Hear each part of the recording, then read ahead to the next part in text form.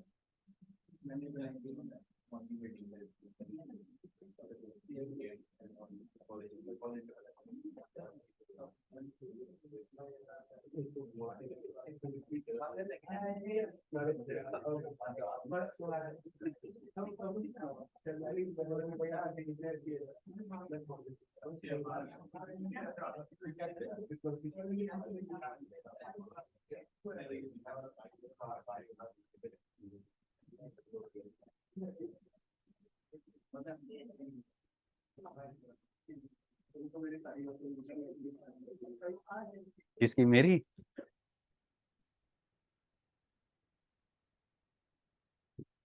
चलिए, कॉन्स्टिट्यूशन की डेफिनेशन की थी यार लास्ट क्लास में। कौन बताएगा डेफिनेशन? चलो बातें मत करना यार अब प्लीज। कौन बताएगा? जल्दी बताओ, जल्दी जल्दी जल्दी, समय की बहुत कमी है। याद है किसी को? अच्छा चलो ये बताओ, why constitution is organic law? Raise your hands. Why constitution is organic law? हाँ जी। It can be amended with time. Good. Why constitution is known as fundamental law? Raise your hands. हाँ, it is first and basic law. थोड़ा सा और elaborate कर दो इसको। 13 close 1। हाँ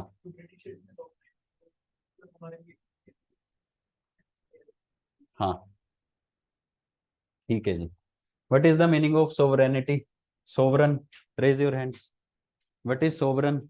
हाँ,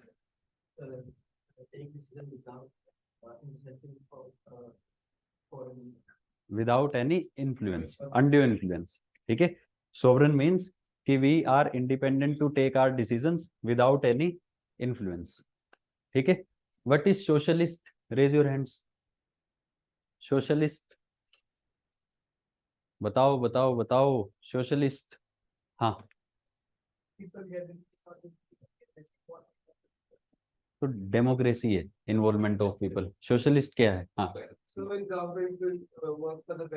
yes, when government will work for the best welfare of people. सरकार लोगों के भले के लिए काम करेगी। अरे भाई, ओल्ड एज पेंशन क्या है?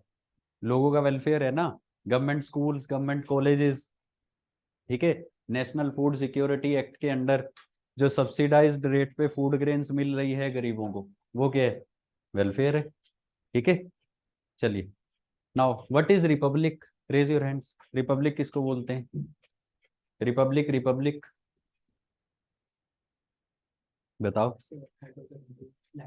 Yes, where head of country is elected by people, then country is known as republic. ठीक है, भारत रिपब्लिक है? यस और नो? यस। ब्रिटेन है? नहीं। भूटान है? भूटान में नहीं है। अमेरिका है? यस। चलिए, गुड। नाउ सेकुलर क्या होता है? Raise your hands. What is secular? बता।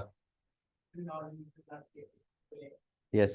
When all religions are treated equally by the government, it is known as secular. अभी बड़े ब्रॉड से बेसिक से मतलब कर रहे हैं यार हम इन चीजों के, ठीक है। आगे जाके इनको इन डेप्थ स्टडी करेंगे, इनको और ज्यादा डिस्कस करेंगे, ठीक है। तो हमने लास्ट क्लास में बात की थी कि कॉन्स्टिट्यूशन क्या है। सो कॉन्स्टिट्यूशन क्या है? Constitution is the supreme fundamental and organic law of land, ठीक है। जैसे हमारी कंट्री में देयर आर मैनी लॉज, ऐसे ही कॉन्स्टिट्यूशन भी एक लॉ है। डिफरेंस क्या है कि कॉन्स्टिट्यूशन इज सुप्रीम लॉ, सबसे बड़ा लॉ है, mother of all the laws, ठीक है। It is the fundamental law, ये पहला लॉ है कंट्री का। And it is organic law, मतलब it can be amended with changes in society, ठीक है। अब कॉन्स्टिट्यूशन करता क्या है? It establishes the conception, character and organisation of the government. Conception means कि how government will be conceived, ठीक है। तो how government will be formed through elections, तो कॉन्स्टिट्यूशन में इलेक्शंस के बारे में सब लिखा हुआ है, ठीक है। अब जो सरकार बनी, what will be the character of that government, ये भी कॉन्स्टिट्यूशन डिटरमाइन करता है। कैरेक्टर कैसा होगा?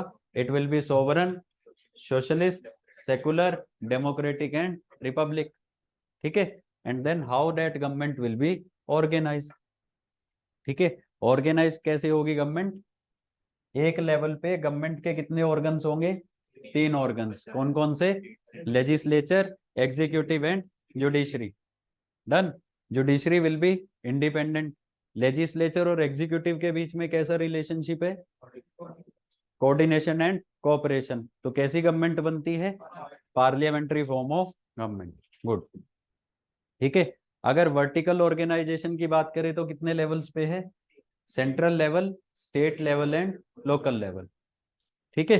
तो conception, character, organisation of the government, उसके बाद it also determine the extent of its sovereign powers, कि अब जो सरकार बनी है इसके पास कितनी पावर्स होंगी, ठीक है। उसका हमने एक एग्जांपल देखा था, आर्टिकल 22, प्यूनिटिव डिटेंशन, ठीक है। And it also determines the manner in which these powers are to be exercised. Is this clear? बात समझ आई? पक्का? नाउ आगे बढ़ते हैं यार। Now what is the purpose of enacting constitution? किसी भी कंट्री में कॉन्स्टिट्यूशन इनेक्ट करने का बेसिकली पर्पस क्या होता है? आपको क्या लगता है? बताओ। लॉ एंड ऑर्डर मेंटेन करना, और सबसे बेसिक पर्पस राइट्स देना लोगों को, और गवर्नमेंट को डायरेक्ट करना, उनकी पावर्स क्या होंगी? गुड। और सिस्टेमेटिकली रन करना कंट्री को, और कंट्री में स्टेबिलिटी लाना। और देखिए, जो सबसे बेसिक पर्पस होता है ना, इस बार यूपीएससी प्री का सवाल है, जो सबसे बेसिक पर्पस होता है किसी भी कंट्री में कॉन्स्टिट्यूशन बनाने का, that is to promote an ideology, एक विचारधारा है जिसको बोला जाता है कॉन्स्टिट्यूशनलिज्म। मैं ये डिक्टेट करवाऊंगा, इसको बस अभी समझिए। इस विचारधारा को क्या बोला जाता है? इस आइडियोलॉजी को बोला जाता है कॉन्स्टिट्यूशनलिज्म। कॉन्स्टिट्यूशनलिज्म का मतलब क्या होता है? Constitutionalism means that to limit the powers of government,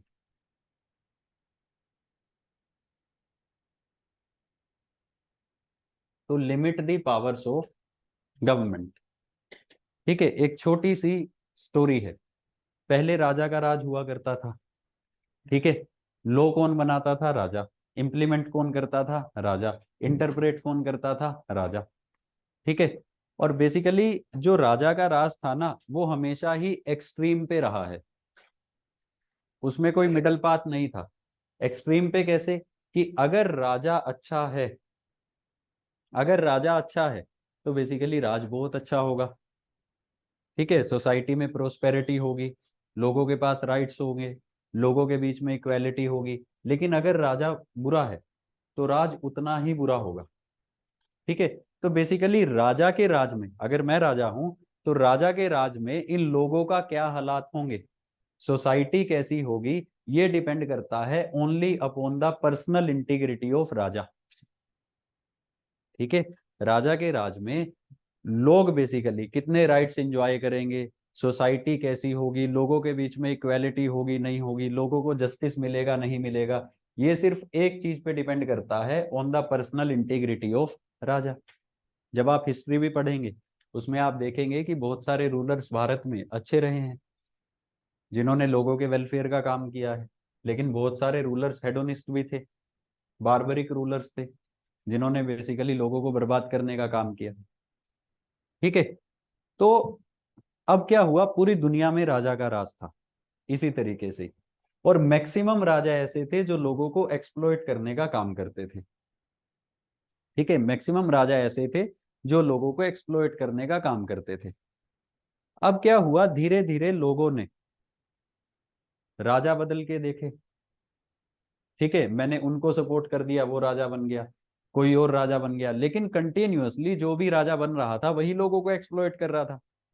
फिर धीरे धीरे दुनिया के अलग अलग हिस्सों में लोग इकट्ठा हुए और लोगों ने कहा कि यार इस राजा की पावर्स पे हमें लिमिटेशंस लगानी है, ये जो इंस्टीट्यूशन है राजा का इसकी पावर्स पे लिमिटेशंस लगाओ, अगर इसकी पावर पे लिमिटेशन लगाएंगे तभी हमारा वेलफेयर हो सकता है। अगर ये आर्बिट्रेरली तरीके से राज करेगा, आर्बिट्रेरली मतलब जो इसके मन में आया इसने कर दिया, तो फिर तो ऐसा ही चलेगा।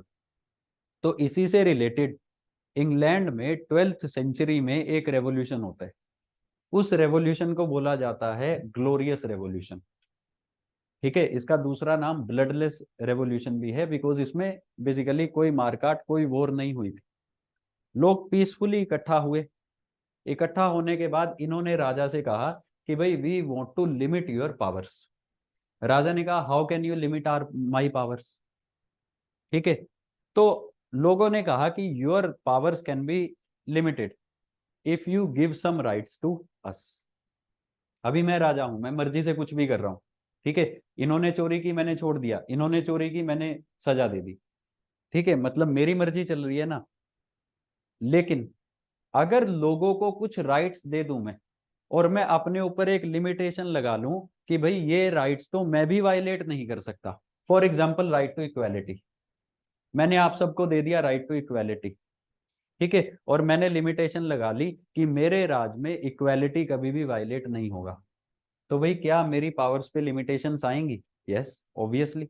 Why? Because now I have to treat everyone equally.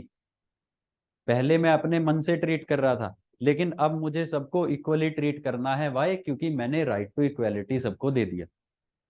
तो लोगों ने डिमांड की राइट्स की। तो ग्लोरियस रेवोल्यूशन के बाद पहली बार पूरी दुनिया में किसी राजा ने लोगों को राइट्स दिए। ठीक है, और उसको बोला गया मैग्ना कार्टा। और वो जो लोगों को राइट्स दिए गए उन राइट्स को बोला गया मैग्ना कार्टा। ठीक है, लेकिन ये भी यूनिफॉर्म नहीं था, किसी राजा ने राइट्स दिए किसी ने नहीं दिए। धीरे धीरे और ज्यादा वैल्यूज सोसाइटी में आने लगी, value of democracy, value of justice, equality, ये सब आने लगा। तो लोगों ने कहा कि भाई इस राजा के इंस्टीट्यूशन को ही अबोलिश किया जाए, बिकॉज जो राजा है, राजा by nature is very discriminatory. तो दुनिया के अलग अलग हिस्सों में रेवोल्यूशंस हुए। ऐसा ही एक रेवोल्यूशन फ्रांस में हुआ, फ्रेंच रेवोल्यूशन, जहां पे राजा था लुई 16। ठीक है, लोगों ने बेसिकली गिलोटिन किया उसको, गिलोटिन मतलब आरे के नीचे सर दे के अलग कर दिया। फिर लोगों ने दूसरा राजा बनाया, डायरेक्टरी बनाई, उसने भी अच्छे से राज नहीं किया, उसको भी गिलोटिन किया। बेसिकली फ्रांस इस पूरे पाथ पे चलता रहा, और एंड में फ्रांस में क्या होता है, डेमोक्रेसी एस्टेब्लिश होती है। वहां पे एक थॉट प्रोसेस निकल के आता है कि भाई लोग अब राजा नहीं चुनेंगे, लोग फिक्स टेन्योर के लिए अपनी सरकार चुनेंगे, लोग अपना प्रेसिडेंट चुनेंगे, लोग अपना प्रधानमंत्री चुनेंगे, एक फिक्स टेन्योर के लिए चुनेंगे, और उतना टाइम काम करने के बाद वो हटेगा, लोग दूसरा चुनेंगे। Is this clear? ऐसे ही बेसिकली दुनिया के अलग अलग हिस्सों में हुआ। रशिया में रेवोल्यूशन हुआ, रशियन रेवोल्यूशन। अमेरिका में हुआ, अमेरिकन वॉर ऑफ इंडिपेंडेंस। ठीक है, जब ये सब हुआ यार, तब एक और थॉट सामने निकल के आया। वो थॉट ये था कि भाई चलो ठीक है, लोग राजा को तो हटा देंगे, लोग अपनी सरकार तो चुन लेंगे, व्हाट इफ उस चुनी हुई सरकार ने राजा की तरह बिहेव करना शुरू कर दिया? ठीक है भाई, मैं राजा था, आप लोगों ने मुझे हटाया, आपने कहा कि हम खुद वोटिंग करके अपनी सरकार चुनेंगे, इन 4 लोगों को आपने चुन लिया। व्हाट इफ इन्होंने राजा की तरह बिहेव करना शुरू कर दिया, आपको एक्सप्लॉइट करना शुरू कर दिया, फिर आप क्या करेंगे?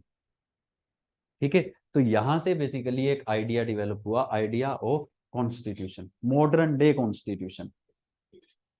ठीक है, कि भाई हमें इस सरकार की पावर्स पे, जिस सरकार को हम चुनेंगे उसकी पावर्स पे भी लिमिटेशंस लगानी है। कैसे? हम इस सरकार को बाउंड करेंगे by some set of rules and regulations, and these rules and regulations will be codified in form of constitution. Is this clear? और यहां से बेसिकली आइडियोलॉजी आई, ideology of constitutionalism. Constitutionalism means to limit the powers of government. Is this clear? बात समझ आई? For example Indian constitution है यार, Indian constitution ने हम सबको फंडामेंटल राइट्स दे रखे हैं। ठीक है, for example there is a fundamental right, article 15 says the state shall not discriminate against any citizen on the ground of race, religion, caste, sex और प्लेस ऑफ बर्थ। कि जो सरकार है, सरकार किसी भी नागरिक के साथ भेदभाव नहीं कर सकती।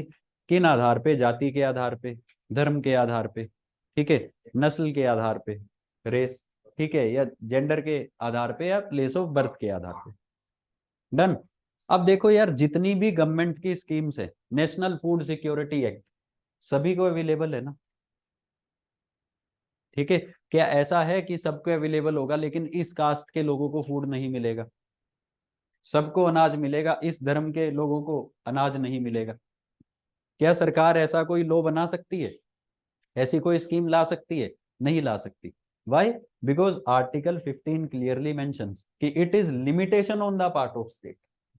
सरकार डिस्क्रिमिनेट नहीं कर सकती, और अगर सरकार डिस्क्रिमिनेट करेगी तो हमारे पास एक इंडिपेंडेंट जुडिशरी है, जहां पे कोई भी जाके अपनी बात रख सकता है कि दिस पॉलिसी, दिस लॉ और this scheme of the government is discriminatory, और कोर्ट उसको उड़ाने का काम करेगी। Is this clear?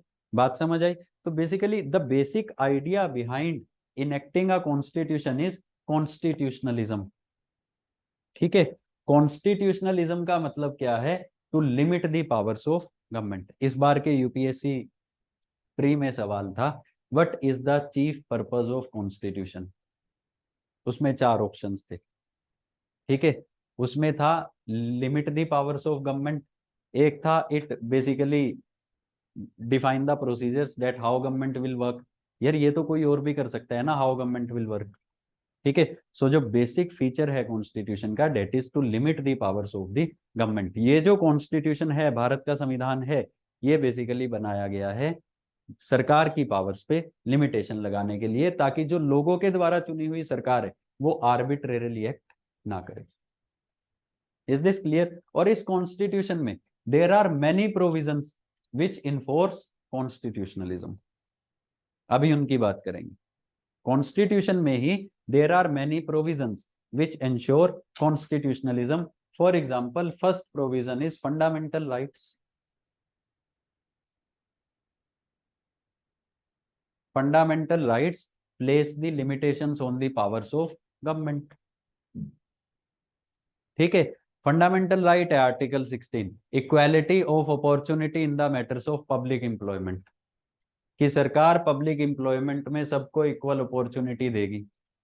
अब ऐसा तो नहीं हो सकता ना, कोई पर्टिकुलर पोस्ट निकली और बोल दिया कि भाई सिर्फ यहाँ के लोग ही एलिजिबल हैं, ठीक है, या सिर्फ इस रिलीजन को छोड़ के बाकी सभी धर्मों के लोग एलिजिबल हैं। No. Is this clear? Exception है आर्टिकल 16 में, देर आर 6 क्लोजेस, उनकी भी बात करेंगे क्यों। ठीक है, नाउ ऐसे ही कॉन्स्टिट्यूशनलिज्म को, आप बताना सही बोल रहा हूं या गलत, क्या ये चीज कॉन्स्टिट्यूशनलिज्म को प्रमोट करती है? इसको क्या बोलते हैं? Legislative, executive and judiciary. बोलते क्या है? Organs of government. क्या कर रखे है ऑर्गन्स ऑफ गवर्नमेंट के बीच में? Separation of powers. क्या ये कॉन्स्टिट्यूशनलिज्म को प्रमोट करता है? यस और नो? यस। वाई? बिकॉज अगर कोई भी ऑर्गन अपनी पावर को एक्सीड करेगा तो दूसरा ऑर्गन उस पर चेक लगाने का काम करेगा। अगर लेजिस्लेचर कोई भी ऐसा लॉ बनाएगा जो सिटीजन्स के फंडामेंटल राइट्स को वायलेट कर रहा है तो जुडिशरी उस लॉ को स्क्रैप करने का काम करेगी। अगर अगर एग्जीक्यूटिव कोई भी ऐसी पॉलिसी बनाएगा या उसको गलत तरीके से इंप्लीमेंट करेगा जिससे किसी के भी राइट्स वायलेट हो रहे हैं तो जुडिशरी चेक लगाने का काम करेगी। अगर एग्जीक्यूटिव सही से काम नहीं कर रहा, सॉरी लेजिस्लेचर सही से काम नहीं कर रहा, ठीक है, तो जुडिशरी और एग्जीक्यूटिव कैन रेप्रीमांड इट। अगर एग्जीक्यूटिव सही से काम नहीं कर रहा तो जुडिशरी और legislature can also reprimand it. अभी बात करेंगे कैसे, इसी लेक्चर में ही। अगर जुडिशरी सही से काम नहीं कर रही तो basically Parliament can remove the जज of Supreme Court also. Is this clear? तो बेसिकली ये जो सेपरेशन ऑफ पावर है with system of checks and balances, with system of checks and balances, ठीक है, इट ऑल्सो प्रोमोट्स कॉन्स्टिट्यूशनलिज्म। यहां तक बात समझ आई? Is this clear? नाउ अब मेरा एक सवाल है आप लोगों से, अगर किसी कंट्री में कॉन्स्टिट्यूशन है, if any country is having a constitution, तो क्या वहां पे जरूरी है कि कॉन्स्टिट्यूशनलिज्म भी होगा ही होगा? यस और no? If any country is having a constitution, तो क्या वहां पे जरूरी है कि कॉन्स्टिट्यूशनलिज्म भी होगा? मैं फिर से रिपीट कर रहा हूं, कॉन्स्टिट्यूशनलिज्म इज एन आइडियोलॉजी। भाई मुझसे बात करनी है। कॉन्स्टिट्यूशनलिज्म इज एन आइडियोलॉजी जो बोलती है कि we have to limit the powers of the government. जो सरकार रूल कर रही है उसकी पावर्स को हमने लिमिट करना है ताकि वो आर्बिट्रेरली बिहेव ना करे। वो कैसे बिहेव करे? As per some standards, as per some predefined set of rules and regulations, that is standards. तो आई एम आस्किंग यू कि अगर किसी कंट्री में कॉन्स्टिट्यूशन है तो क्या वहां पे कॉन्स्टिट्यूशनलिज्म भी होगा ही होगा? बताओ, यस और नो? नो। तो मतलब constitution does not guarantee constitutionalism, it always does not guarantee constitutionalism. सही है या गलत है? सही है स्टेटमेंट। कोई एग्जांपल दो।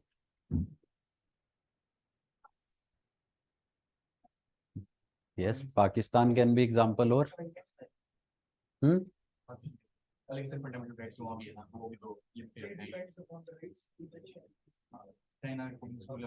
It depends on the rights. Saudi Arabia. और देखो यार, सिर्फ कॉन्स्टिट्यूशन होना, सिर्फ कॉन्स्टिट्यूशन होना गारंटी नहीं करता है कॉन्स्टिट्यूशनलिज्म। इस कॉन्स्टिट्यूशन के अंदर एक और फीचर होना चाहिए, तब only you can guarantee constitutionalism. ठीक है, इसको एक्सपेंड कर रहे हैं हम टॉपिक को। सिर्फ कॉन्स्टिट्यूशन होना डज नॉट गारंटी कॉन्स्टिट्यूशनलिज्म। इस कॉन्स्टिट्यूशन के अंदर एक और फीचर होना चाहिए, तब only you can guarantee constitutionalism. मैं आपको एग्जांपल देता हूं। आपने सुना होगा लीबिया के बारे में, ठीक है? सुनो, आपने सुना होगा लीबिया के बारे में। लीबिया में देयर वाज कॉन्स्टिट्यूशन, लीबिया में there was constitution, but despite having a constitution, वहां पे कॉन्स्टिट्यूशनलिज्म नहीं था। वहां पे कॉन्स्टिट्यूशनलिज्म नहीं था। Is this clear? कॉन्स्टिट्यूशनलिज्म नहीं था मतलब कि यहाँ पे जो गवर्नमेंट थी, गवर्नमेंट आर्बिट्रेरली बिहेव कर रही थी। आर्बिट्रेरली का मतलब अपनी मर्जी से। लोगों के पास राइट्स नहीं थे। तो ऐसा क्यों था? ऐसा क्यों था?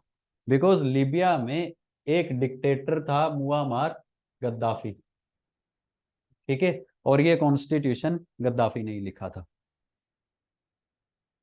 Is this clear? भाई कॉन्स्टिट्यूशन ही किसने लिखा था? गद्दाफी ने। तो लोगों का तो इन्वॉल्वमेंट ही नहीं था ना कॉन्स्टिट्यूशन में। तो आप कैसे गारंटी करेंगे वहां पे कॉन्स्टिट्यूशनलिज्म कि लोगों के पास राइट्स होंगे? ठीक है भाई, अगर मैं हूं सरकार और मैं खुद ही कॉन्स्टिट्यूशन बनाऊं आप लोगों की इन्वॉल्वमेंट के बिना, तो क्या मैं आप लोगों को राइट्स दूंगा? There are very less chances. ठीक है, तो बेसिकली अगर आपने कॉन्स्टिट्यूशनलिज्म प्रमोट करना है किसी कंट्री में, तो कॉन्स्टिट्यूशन तो होना चाहिए, लेकिन वो कॉन्स्टिट्यूशन कैसा होना चाहिए?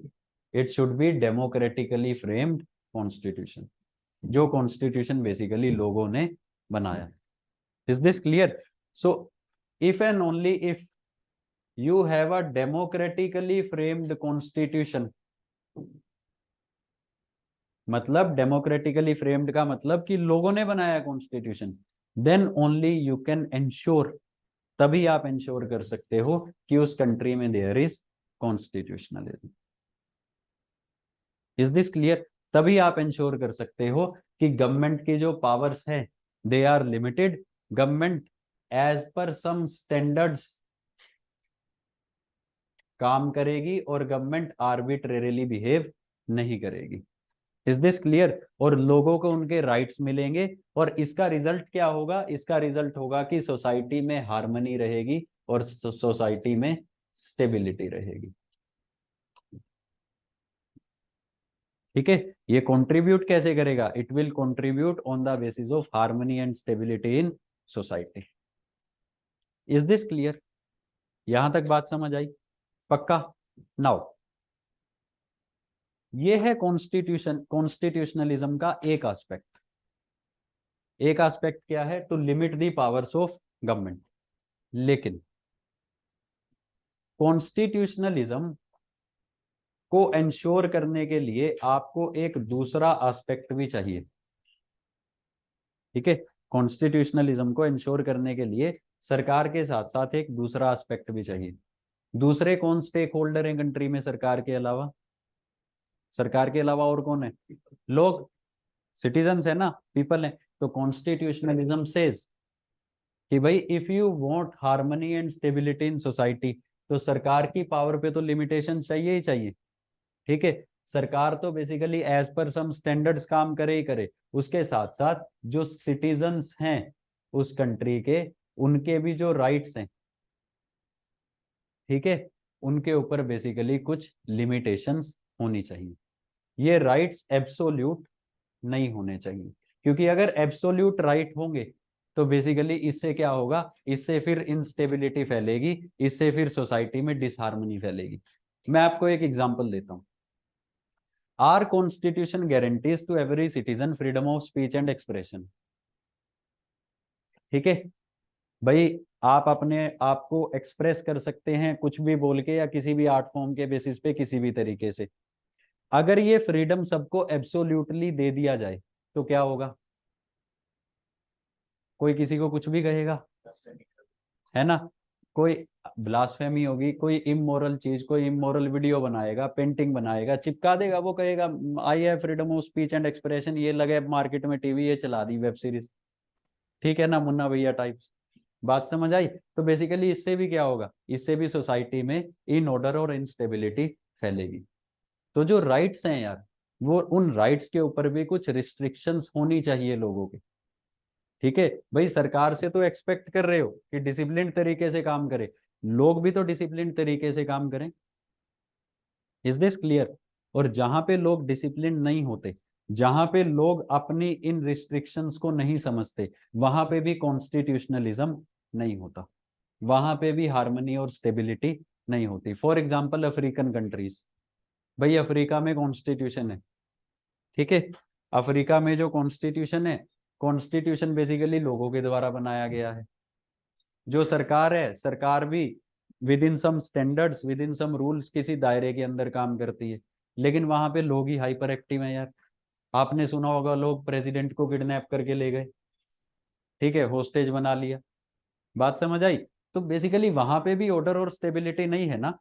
तो कॉन्स्टिट्यूशनलिज्म आप तभी इंश्योर कर सकते हो when there is balance between government and people. जहां पे सरकार ज्यादा हावी हो जाएगी, वहां पे लोगों के राइट्स वायलेट होंगे, कॉन्स्टिट्यूशनलिज्म नहीं होगा। जहां पे लोग ज्यादा हावी हो जाएंगे, वहां पे सरकार कुछ नहीं कर पाएगी, कॉन्स्टिट्यूशनलिज्म फिर भी नहीं होगा। Is this clear? तो constitutionalism is about maintaining the balance between government and people, कि जहां पे सरकार भी कुछ स्टैंडर्ड्स के अंदर रह के within some set of rules काम करे, आर्बिट्रेरीली बिहेव ना करे, और जो लोग हैं लोग भी अपनी रिस्पॉन्सिबिलिटी को समझें और बेसिकली वो भी अपने जो राइट्स है उनको एक्सरसाइज करें विद रिस्पॉन्सिबिलिटी। मतलब लोगों के राइट्स पे भी देयर कैन बी रिस्ट्रिक्शंस, और रिस्ट्रिक्शंस कैसी होनी चाहिए? Restrictions can be reasonable. Reasonable का मतलब ऐसा नहीं है कि रिस्ट्रिक्शन आपने लगा दी जिसकी आप रीजनिंग ही नहीं दे पा रहे। आप रिस्ट्रिक्शन वो लगाओ दैट कैन बी रीजनेबल, जिसकी आप रीजनिंग दे सकें कि भाई ये रिस्ट्रिक्शन इसलिए लगाई है ताकि सोसाइटी में इस तरह से इन ऑर्डर या इंस्टेबिलिटी ना फैले। Is this clear? बात समझ आई? पक्का? चलिए लिखिए, इसमें थोड़ा सा लिखो यार।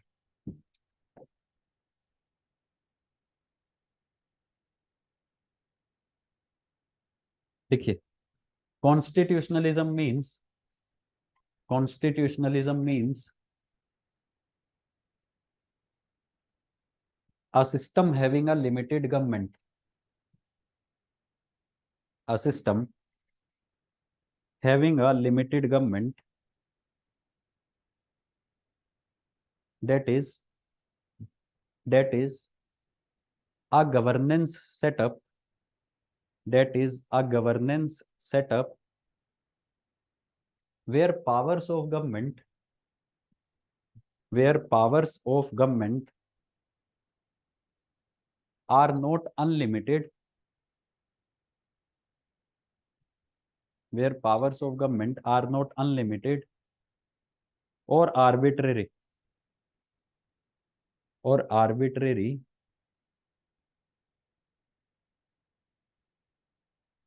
that is the government works for best welfare of people, the government works for best welfare of people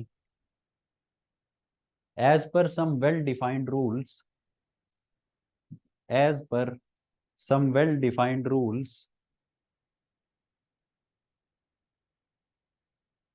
full stop। Next line से लिखिए, next paragraph. Unlimited government, unlimited government concentrates the power, concentrates the power in few hands, which causes corruption। Unlimited government concentrates the power in few hands, which causes corruption and encroachment on the liberty of common man, and encroachment on the liberty of common man। Next paragraph से लिखिए, next line से। Further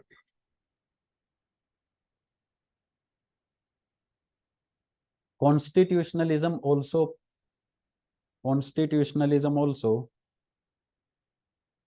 place limits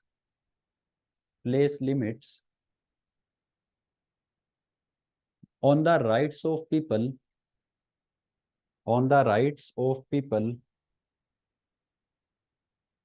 so that they do not become indisciplined,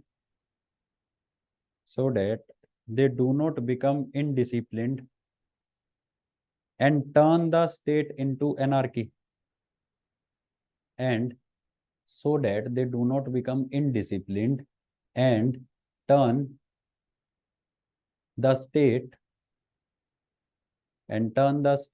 into anarchy, ANARCHY। Anarchy का मतलब क्या होता है?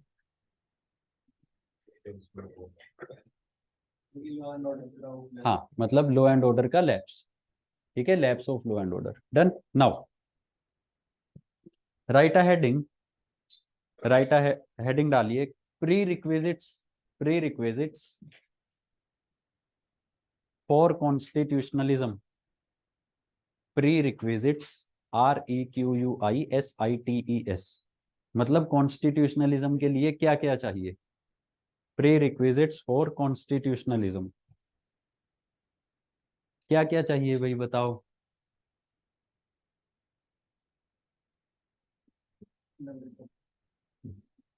10 marker सवाल आ चुके हैं। What is constitutionalism, discuss it's pre requisites. क्या क्या चाहिए। सबसे पहले तो you require a democratically framed constitution, है ना, जो बेसिकली, अब भारत के कॉन्स्टिट्यूशन की डेफिनेशन ही देख लो यार। Conception of government, character of government and organisation of government, सब कुछ बता रहा है ना। And also determining the extent of its powers, ठीक है, and also telling us the way in which these powers are to be exercised. Is this clear. But हम यहाँ पे भारत की बात नहीं कर रहे, ठीक है। यहाँ जब सवाल आया ना तो मतलब वो बात कर रहे हैं पूरी दुनिया की। तो भारत का तो डेमोक्रेटिकली फ्रेम्ड कॉन्स्टिट्यूशन ही है, ठीक है। बट यहाँ पे you will write democratically framed constitution, पहला ये हो गया। दूसरा और क्या, और क्या चाहिए भाई। एग्जैक्टली फंडामेंटल राइट्स, भाई कॉन्स्टिट्यूशन में फंडामेंटल राइट्स भी तो होने चाहिए, ठीक है। फंडामेंटल राइट्स गुड, और separation of powers among different organs, ठीक है, with the system of checks and balances, ये भी लिखना है, ठीक है। लिखते रहो इसको साथ साथ, लिख नहीं रहे क्या। Democratically framed constitution, second is fundamental rights, third is separation of powers with the system of checks and balances। और क्या चाहिए।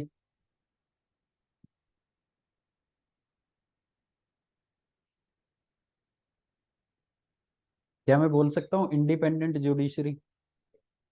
एग्जैक्टली। और यार सोचो सोचो, कुछ तो सोचो, कॉमन सेंस से सोच के बताओ। अच्छा, कैसे इंश्योर करोगे कि सरकार basically with in pre defined rules काम कर रही है, आर्बिट्रेरली एक्ट नहीं कर रही। और कौन इंश्योर करता है ये। क्या। प्रेस, अरे एक्टिव एंड अनबाइज्ड मीडिया भी तो प्रमोट करेगा कॉन्स्टिट्यूशनलिज्म। वाई, बिकॉज मान लो सरकार कुछ भी ऐसा करने लगेगी, अब देखो यार, सरकार कुछ भी ऐसा करने लगेगी जो लोगों के लिए गलत होगा, ठीक है, तो जरूरी नहीं है कि लोग उसके खिलाफ आवाज उठाएंगे। वाई, बिकॉज अगर लोग ही अनपढ़ हुए, फॉर एग्जाम्पल इन इंडिया, ठीक है, अगर लोगों के लिए ही बेसिकली सिक्योरिटी और आइडेंटिटी फॉरमोस्ट हुई इंस्टेड ऑफ डेवलपमेंट, तो लोग नहीं उठाएंगे ना आवाज। बट जो एक्टिव मीडिया होगा, जो अनबाइज्ड मीडिया होगा, वो तो कहीं ना कहीं लोगों को अवेयर करने का काम करेगा कि भाई this type of government is wrong, this is right, ठीक है। बात समझ आई। नाउ, और फ्रीडम वो फंडामेंटल राइट्स में आ गया।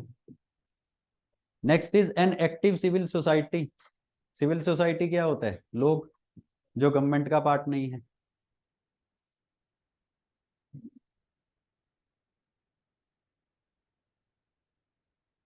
चलिए इसको एक ग्राफ की हेल्प से भी समझते हैं। मान लो दिस इज अ स्केल यार, ठीक है, this is a scale.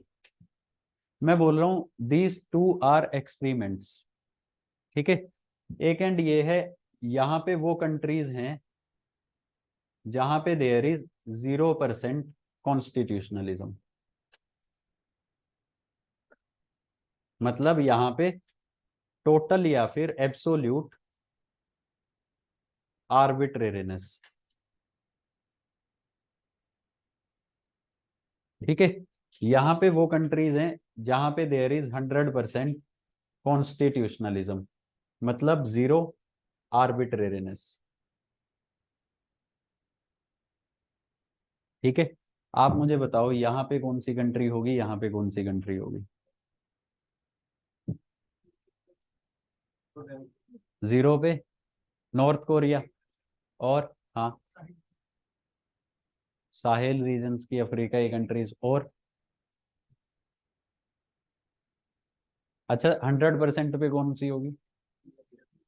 USA, और इंडिया, और देखो देखो, ना कोई 0% पे होगी ना कोई 100% पे होगी, आइडियल चीज कोई नहीं एग्जिस्ट करती। कोई भी दुनिया में कंट्री ऐसी नहीं हो जहां पे गवर्नमेंट आइडियलिस्टली काम करे और जहां पे लोग भी पूरे डिसिप्लिन हो, चाहे यूएस हो, फ्रांस हो, इंडिया हो, कोई भी हो। ये है कि 100 के पास होगी कुछ countries, countries like USA, countries like UK, countries like France. ठीक है, मतलब यहाँ पे कॉन्स्टिट्यूशनलिज्म ज्यादा है, आर्बिट्रेरीनेस कम है। सरकारें जो है maximum times as per rules and regulations काम करती हैं। अगर मैं इधर की बात करूं तो इधर होगी north Korea, Kim Jong Un है ना यार, है ना। तो भाई वहां पे तो कोई रूल्स एंड रेगुलेशंस नहीं है। Once he was taking meeting of military generals, meeting के बीच में एक जनरल ने योनिंग कर दी। ठीक है, अब ह्यूमन नेचर है भाई, हो जाती है। ऑक्सीजन की कमी हो रूम में तब भी हो जाती है। ठीक है, उसने कहा कि यू वर नॉट अटेंटिव, उसको पनिशमेंट दी कि तोप से उड़वा दो। Is this clear? तो इस तरह से तो काम हो रहे हैं। ठीक है, सेकंड इज अफगानिस्तान। अफगानिस्तान है या नहीं? तालिबान कौन से रूल्स, कौन सा कॉन्स्टिट्यूशन फॉलो करके काम कर रहे हैं? तालिबान कितनी लोगों की सिविल लिबर्टीज को रिस्पेक्ट कर रहे हैं? तालिबान वीमेन के ऊपर बहुत रिस्ट्रिक्शंस लगा चुका है। आप पढ़ने नहीं जा सकते, आप मार्केट नहीं जा सकते, आपको बुर्का पहनना है, ये करना है, वो करना है। मतलब Taliban is also encroaching upon the civil liberties of citizens. ये भी आर्बिट्रेरीली काम कर रहे हैं। ठीक है, और थोड़ा सा इनसे थोड़ा सा ठीक है, लेकिन है पीछे ही है पाकिस्तान। ठीक है, वहां पे भी बुरा हाल है। सोमालिया, दीज कंट्रीज, अफ्रीका की कंट्रीज। ठीक है, अच्छा इंडिया कहाँ पे होगा? देखो, India is far ahead of these countries, लेकिन जहां पे कॉन्स्टिट्यूशनलिज्म की बात आती है then India is behind these countries. India को आप बोल सकते हो कि इंडिया इज हेयर। और सबसे बड़ा रीजन पता क्या है कि why India is behind these countries? Because of an inactive civil society. यहाँ पे जो कंट्रीज हैं यार, यूके, फ्रांस, यूएसए, यहाँ पे जो लोग हैं, यहाँ पे जो सिविल सोसाइटी है, इट इज वेरी एक्टिव। ठीक है, अब यहाँ पे क्या है बेसिकली, यहाँ पे कुछ भी हो जाए, छोटा सा इवेंट हो जाए, लोग एक दूसरे की सोलिडेरिटी में आके खड़े हो जाते हैं। ठीक है, वो ब्लैक को मारा था तो ब्लैक लाइव्स मैटर एक मूवमेंट चली। ठीक है, अफ्रीकन अमेरिकन ने भी और वाइट्स ने भी बेसिकली उस मूवमेंट को सपोर्ट किया, there was solidarity among people. ठीक है, बट अगर इंडिया की बात करें, अभी इंडिया में रिसेंटली रात को मैं एक न्यूज देख रहा था कि दिल्ली में गणपति फेस्टिवल के दौरान देयर वाज अ पर्सन, उसके ऊपर इल्जाम लगा कि इसने प्रसाद चुराया है वहां से। ठीक है, सम पैकेट्स ऑफ वो फूड वहां से चुराया है, और वहां के लोगों ने क्या किया, उसको पोल के साथ बांधा और पीट पीट के मार दिया। ये कल की शाम की न्यूज है। ठीक है, और यहाँ पे भी I was reading the comments, एक न्यूज चैनल की रिपोर्ट है द प्रिंट की, नीचे कमेंट्स पढ़ रहा था। नीचे कमेंट्स में लिखा हुआ था जय हिंदुत्व। ठीक है, because that person belong to another religion. ठीक है, तो अब दिस इज बेसिकली, ये फुलिशनेस है यार, दिस इज एब्सोल्युटली फुलिशनेस। ठीक है, मतलब ये है ना कि जो सोसाइटी है, society is divided on the basis of many things. Our society is divided on the basis of caste, on the basis of religion, on the basis of region, on the basis of language. तो यहाँ पे लोग उस चीज की objective value को देख के डिसीजन नहीं लेते। यहाँ पे लोग कैसे डिसीजन लेते हैं? On the basis of caste. ये मेरी जाति का है भाई, ठीक है, इसने गलत भी किया फिर भी ठीक है, मुझे इसको सपोर्ट करना है, he belongs to my religion, ये ठीक है। बात समझ आई? तो बेसिकली ये जो इलिटरेट लोगों की संख्या ज्यादा है ना देश में, ठीक है, इस वजह से basically we are behind this countries. बात समझ आई? लिखो इसमें एक line,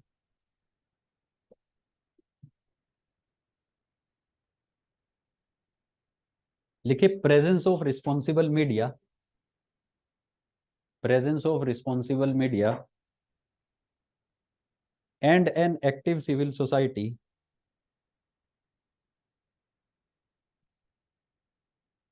presence of responsible media and an active civil society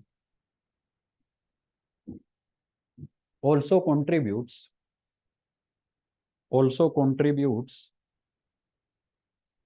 in strengthening constitutionalism, in strengthening constitutionalism.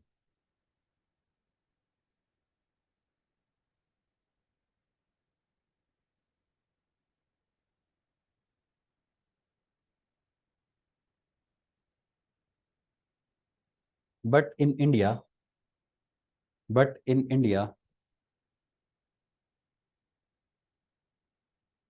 due to biasness of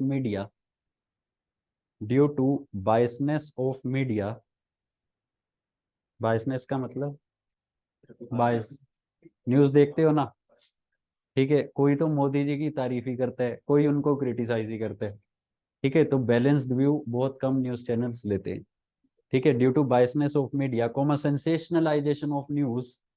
what is sensationalization of news? क्या, अरे तुम मुझसे बात करो यार, मुझे बताओ, what is sensationalization of news?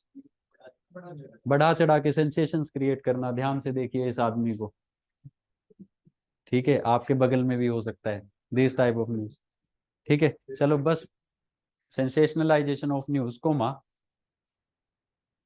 Paid news, et cetera and presence of huge illiterate population, and presence of huge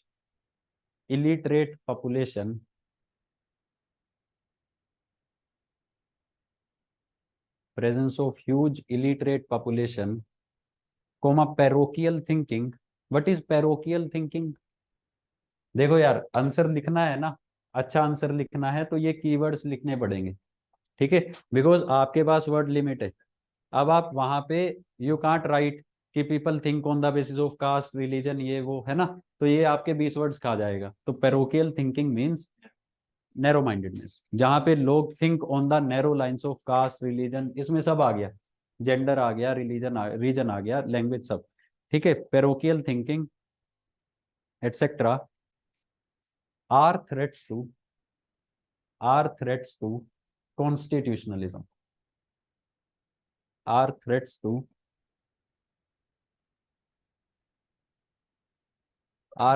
to constitutionalism. चलिए, एक PYQ है यार, प्रीवियस ईयर सवाल, कॉन्स्टिट्यूशनलिज्म पे बहुत बार पूछ लिया जाता है। सवाल है, discuss the role of media in strengthening constitutionalism. बस मुझे स्ट्रक्चर बता दो कि किस तरह से you can attempt this question.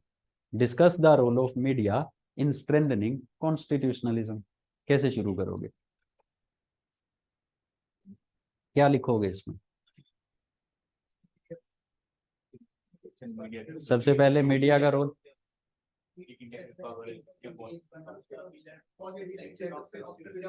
सबसे पहले यू विल डिफाइन कॉन्स्टिट्यूशनलिज्म। पढ़ने वाले को पता लगना चाहिए ना कि है क्या, आप मान के भी चल रहे हो उसको पता है कॉन्स्टिट्यूशनलिज्म क्या है। सबसे पहले यू विल डिफाइन कॉन्स्टिट्यूशनलिज्म, उसके बाद यू विल से कि भाई कॉन्स्टिट्यूशनलिज्म इन इन चीजों से स्ट्रेंथन होता है, one of the pillar is media. उसके बाद आप लिखेंगे रोल ऑफ मीडिया, ठीक है, रोल ऑफ मीडिया क्या है कि भाई ये सरकार की पॉलिसीज को क्रिटिसाइज करे, लोगों तक पहुंचाए, लोगों की आवाज को सरकार तक पहुंचाए, यही है ना।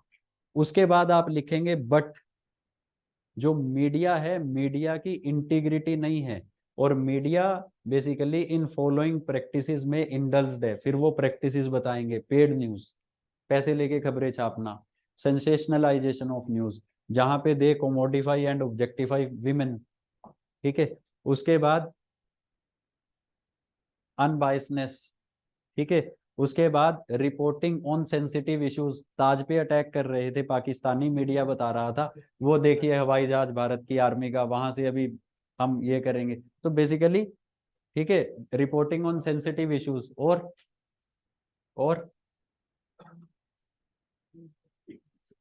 और बताओ यार, और मीडिया क्या करता है? अरे मीडिया ट्रायल के बारे में सुने, आई कमिट अ क्राइम, अभी पता नहीं मैंने क्राइम किया या नहीं किया, ठीक है, पहले ही मीडिया ने दोषी, फांसी की सजा होनी चाहिए, फोटो लगा दी, फंदा लगा दिया गले में, साथ में पता लगा कोर्ट ने मेरा एक्विटल कर दिया, 3 साल के बाद कोर्ट ने मुझे बरी कर दिया, लेकिन जो इमेज मेरी मीडिया ने खराब की, जो शेमिंग मेरी मीडिया ने की, अब मैं सोसाइटी को फेस नहीं कर सकता ड्यू टू न्यूज़पेपर्स, मीडिया, ये ब्लैकमेलिंग की वजह से। Is this clear? यहाँ पे लिखेंगे बट जो इंडियन मीडिया है वो इन इन प्रैक्टिसेस में इंडल्ज्ड है, ठीक है, लास्ट में कंक्लूजन, और कंक्लूजन हमेशा पॉजिटिव लिखते हैं कि भाई if constitutionalism needs to be further strengthened then the reforms are media are requirement of the day, और ये सब चीजें नहीं होनी चाहिए। Is this clear? समझ आया? लिख के लाओगे कल? लिखो discuss the role of media in strengthening constitutionalism, page पे लिख के लाना यार, ठीक है? Discuss the role of media in strengthening constitutionalism. अरे मेरी बात सुनो भाई, आप दोनों, क्या नाम है तुम्हारे? देखो यार, बात नहीं करनी प्लीज, ठीक है? क्लास के बीच में बात नहीं कर।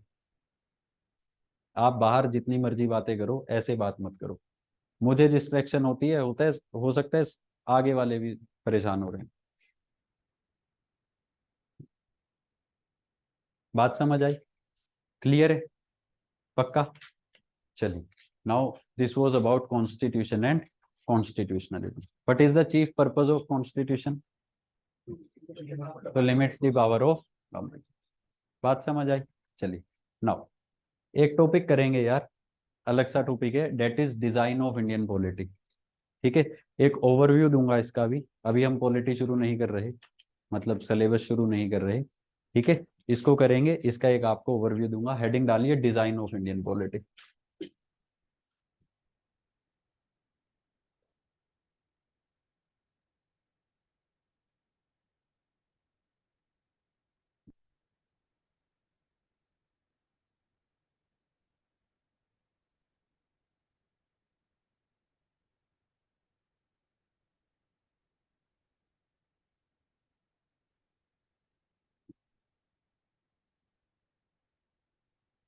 नाउ देखो यार, 3 लेवल पे गवर्नमेंट है, ठीक है? ये जो गवर्नमेंट है, गवर्नमेंट के 3 ऑर्गन्स हैं, लेजिस्लेचर, एग्जीक्यूटिव और जुडिशरी। ये सेंट्रल लेवल पे भी ऐसे ही है और स्टेट लेवल पे भी ऐसा ही है। लोकल लेवल पे सिर्फ एग्जीक्यूटिव ऑर्गन है, लेजिस्लेटिव ऑर्गन और जुडिशियल ऑर्गन नहीं है। फर्क समझेंगे, ठीक है? उससे पहले आप मुझे ऑनेस्टली ये बताना है, कितने लोगों को एमपी एमएलए के डिफरेंस का पता है? कितने लोगों को लोकसभा राज्यसभा के डिफरेंस का पता है? Raise your hands. कितने लोगों को पता है what is the difference between MP and MLA? कितने लोगों को नहीं पता? Raise your hands. ऑनेस्टली बताओ यार, इसमें क्या है? नहीं पता? चलिए, ठीक है, अब इसको ध्यान से सुनना, ठीक है? देखो, डिजाइन ऑफ इंडियन पॉलिटी बाद में नोट कर लेना। अगर मैं बात करूं सेंट्रल लेवल पे, सेंट्रल लेवल पे बात करूं मैं सेंट्रल गवर्नमेंट की, तो गवर्नमेंट के कितने ऑर्गन्स हैं यार? 3 ऑर्गन्स हैं, लेजिस्लेचर, एग्जीक्यूटिव एंड जुडिशरी।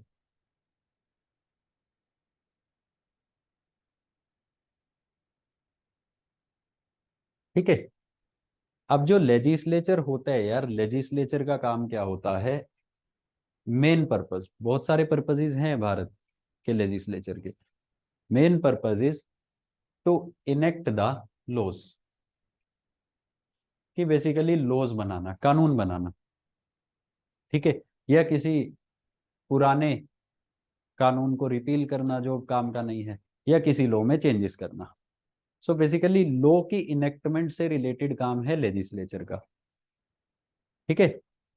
अब जो सेंट्रल लेवल पे, यूनियन लेवल पे लेजिस्लेचर है, सेंट्रल को आप यूनियन भी बोलते हैं, जो यूनियन लेवल पे लेजिस्लेचर है उसका नाम है पार्लियामेंट। क्या नाम है यार? पार्लियामेंट, ठीक है? और इस पार्लियामेंट में देर आर 2 हाउसेस, ठीक है? One is Rajya Sabha and another is Lok Sabha. One is Rajya Sabha and another is Lok Sabha. Rajya Sabha जो है इसको अपर हाउस भी बोलते हैं,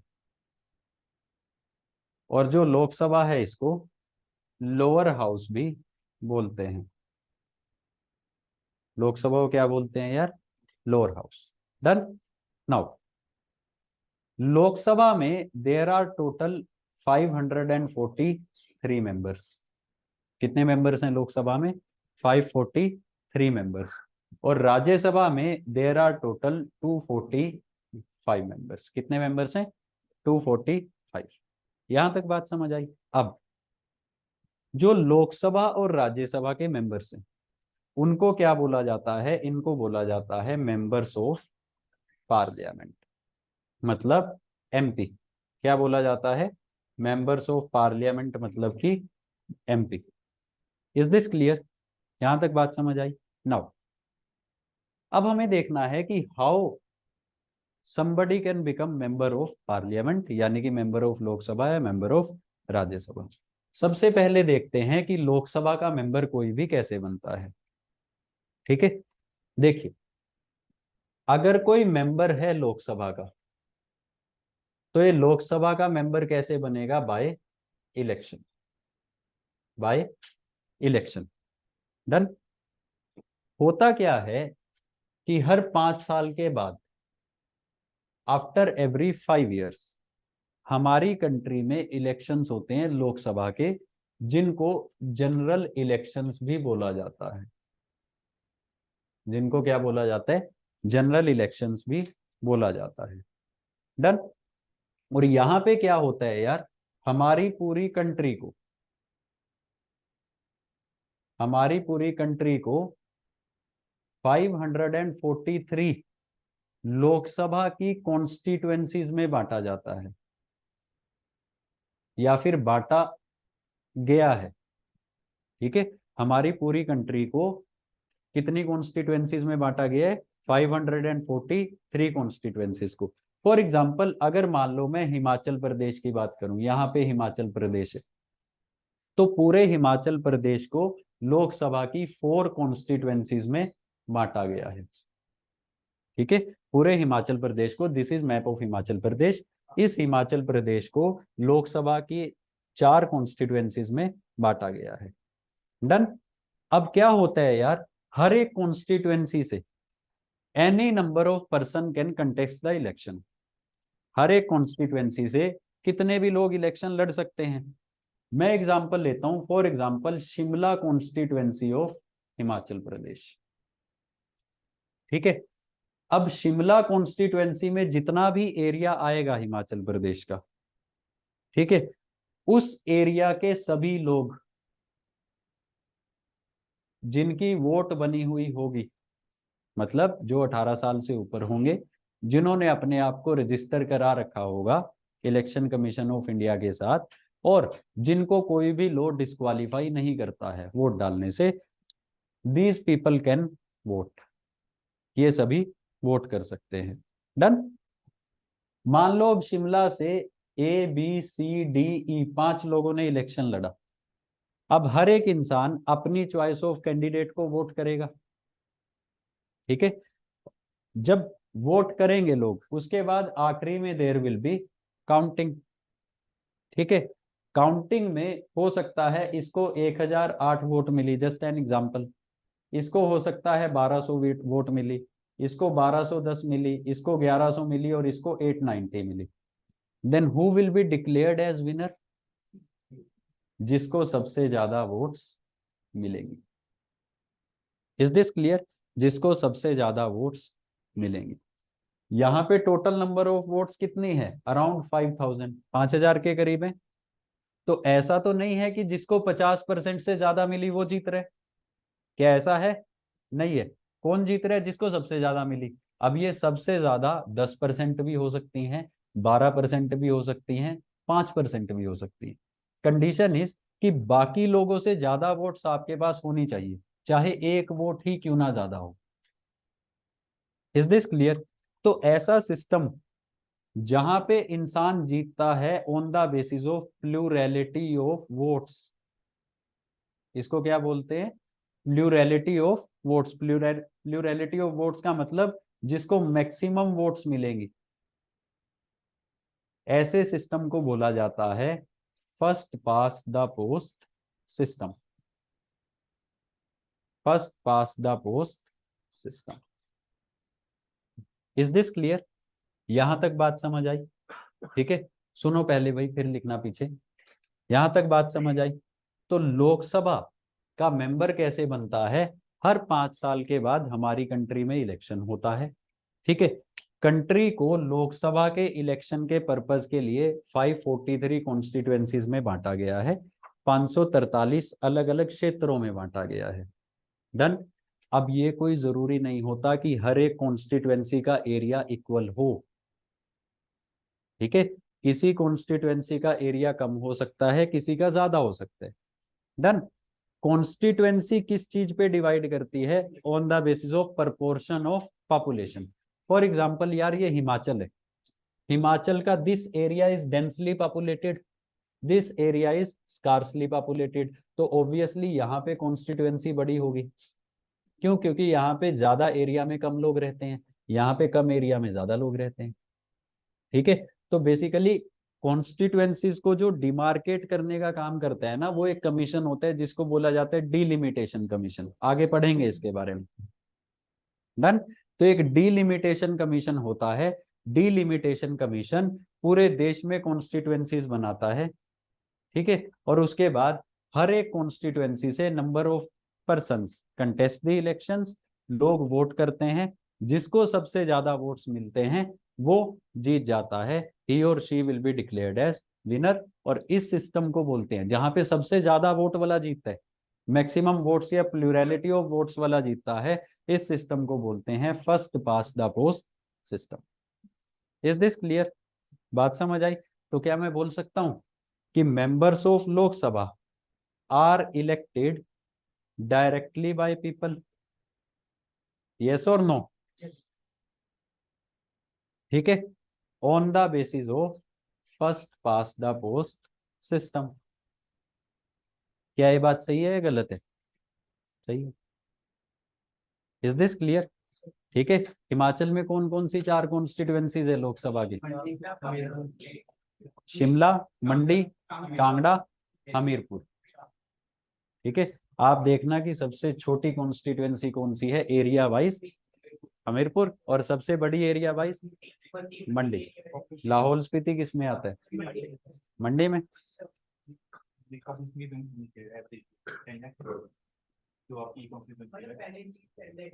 ऐसा कुछ नहीं है, 10 लाख होनी चाहिए। अगर हिमाचल प्रदेश को 4 कॉन्स्टिट्यूएंसीज मिली है, तो कॉन्स्टिट्यूएंसीज को इस हिसाब से बनाना है कि हर कॉन्स्टिट्यूएंसी में पॉपुलेशन इक्वल रहे, इस वजह से एरिया कम ज्यादा है। बात समझ आई? अब मान लो इस क्लास को कॉन्स्टिट्यूएंसी में बांटना है, तो वो पीछे तो खाली पड़े, वो कॉन्स्टिट्यूएंसी बड़ी होगी, ठीक है, ये कॉन्स्टिट्यूएंसी छोटी होंगी। Is this clear? बात समझ आई? इस तरह से इलेक्ट होता है लोकसभा का मेंबर, ठीक है। तो member of Lok Sabha is elected directly by people. बात समझ आई? On the basis of first past the post system. कौन किस बेसिस पे? First past the post system. Done? पक्का? Now what about member of Rajya Sabha? देखिए, सुनो, पहले सुनो। There are 245 members in Rajya Sabha. अब इस 245 में से 233 are elected members, 233 are elected members, माने उनको चुना जाता है। अभी बात करेंगे किसके द्वारा चुना जाता है, but they are elected, voting होती है और इनको इलेक्ट किया जाता है। And 12 members are nominated members. 12 members कैसे होते हैं? नॉमिनेटेड। नॉमिनेशन का मतलब क्या होता है? Directly picking up any member. Is this clear?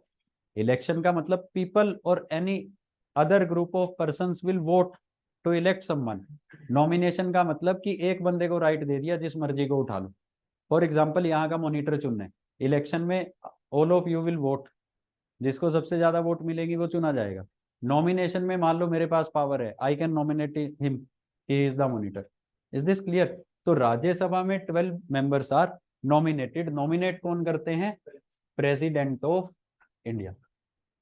और किसको नॉमिनेट किया जाता है? जिनका कंट्रीब्यूशन होता है सोसाइटी में, ठीक है। किस फील्ड में?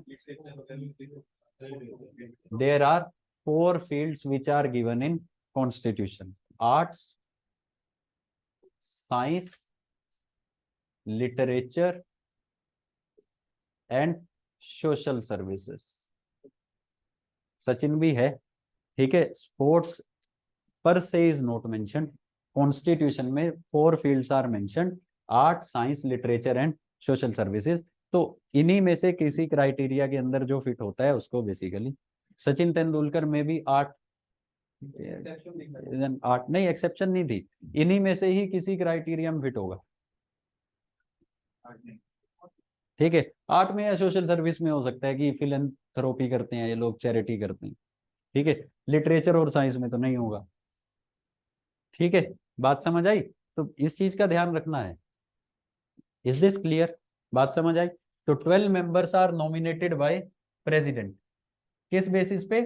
जो लोग बेसिकली आर्ट, किसी भी आर्ट फॉर्म में या साइंस में अच्छा किया हो, जैसे इसरो के बेसिकली चेयरमैन, कल को क्या पता राज्यसभा का मेंबर नॉमिनेट कर दें प्रेसिडेंट उनको।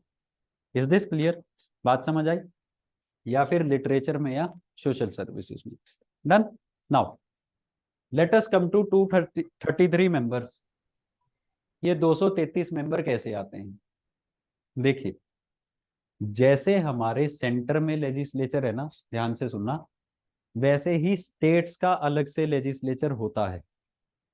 जैसे सेंट्रल लेवल पे लेजिस्लेचर है पार्लियामेंट, ऐसे ही स्टेट लेवल पे अलग से लेजिस्लेचर होता है जिसको बोला जाता है स्टेट लेजिस्लेचर। और स्टेट लेजिस्लेचर में भी मेंबर्स लोगों के द्वारा चुने जाते हैं। स्टेट लेजिस्लेचर में भी लेजिस्लेटिव असेंबली होती है, विधानसभा, जहां पे मेंबर्स लोगों के द्वारा चुने जाते हैं।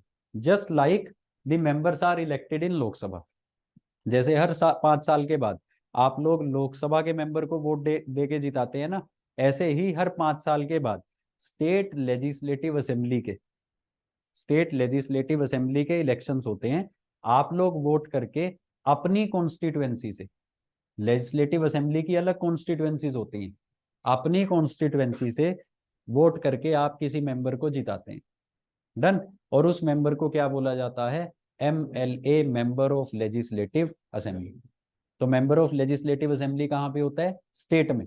MP कहाँ पे? सेंटर में। और MP भी कैन इधर भी मेंबर ऑफ लोकसभा और राज्यसभा। यहां तक बात समझ आई? ठीक है। फॉर एग्जाम्पल हिमाचल प्रदेश, हिमाचल प्रदेश के लोग 4 लोगों को इलेक्ट करके कहां पे भेजेंगे? लोकसभा में। Is this clear? कहां पे? लोकसभा में।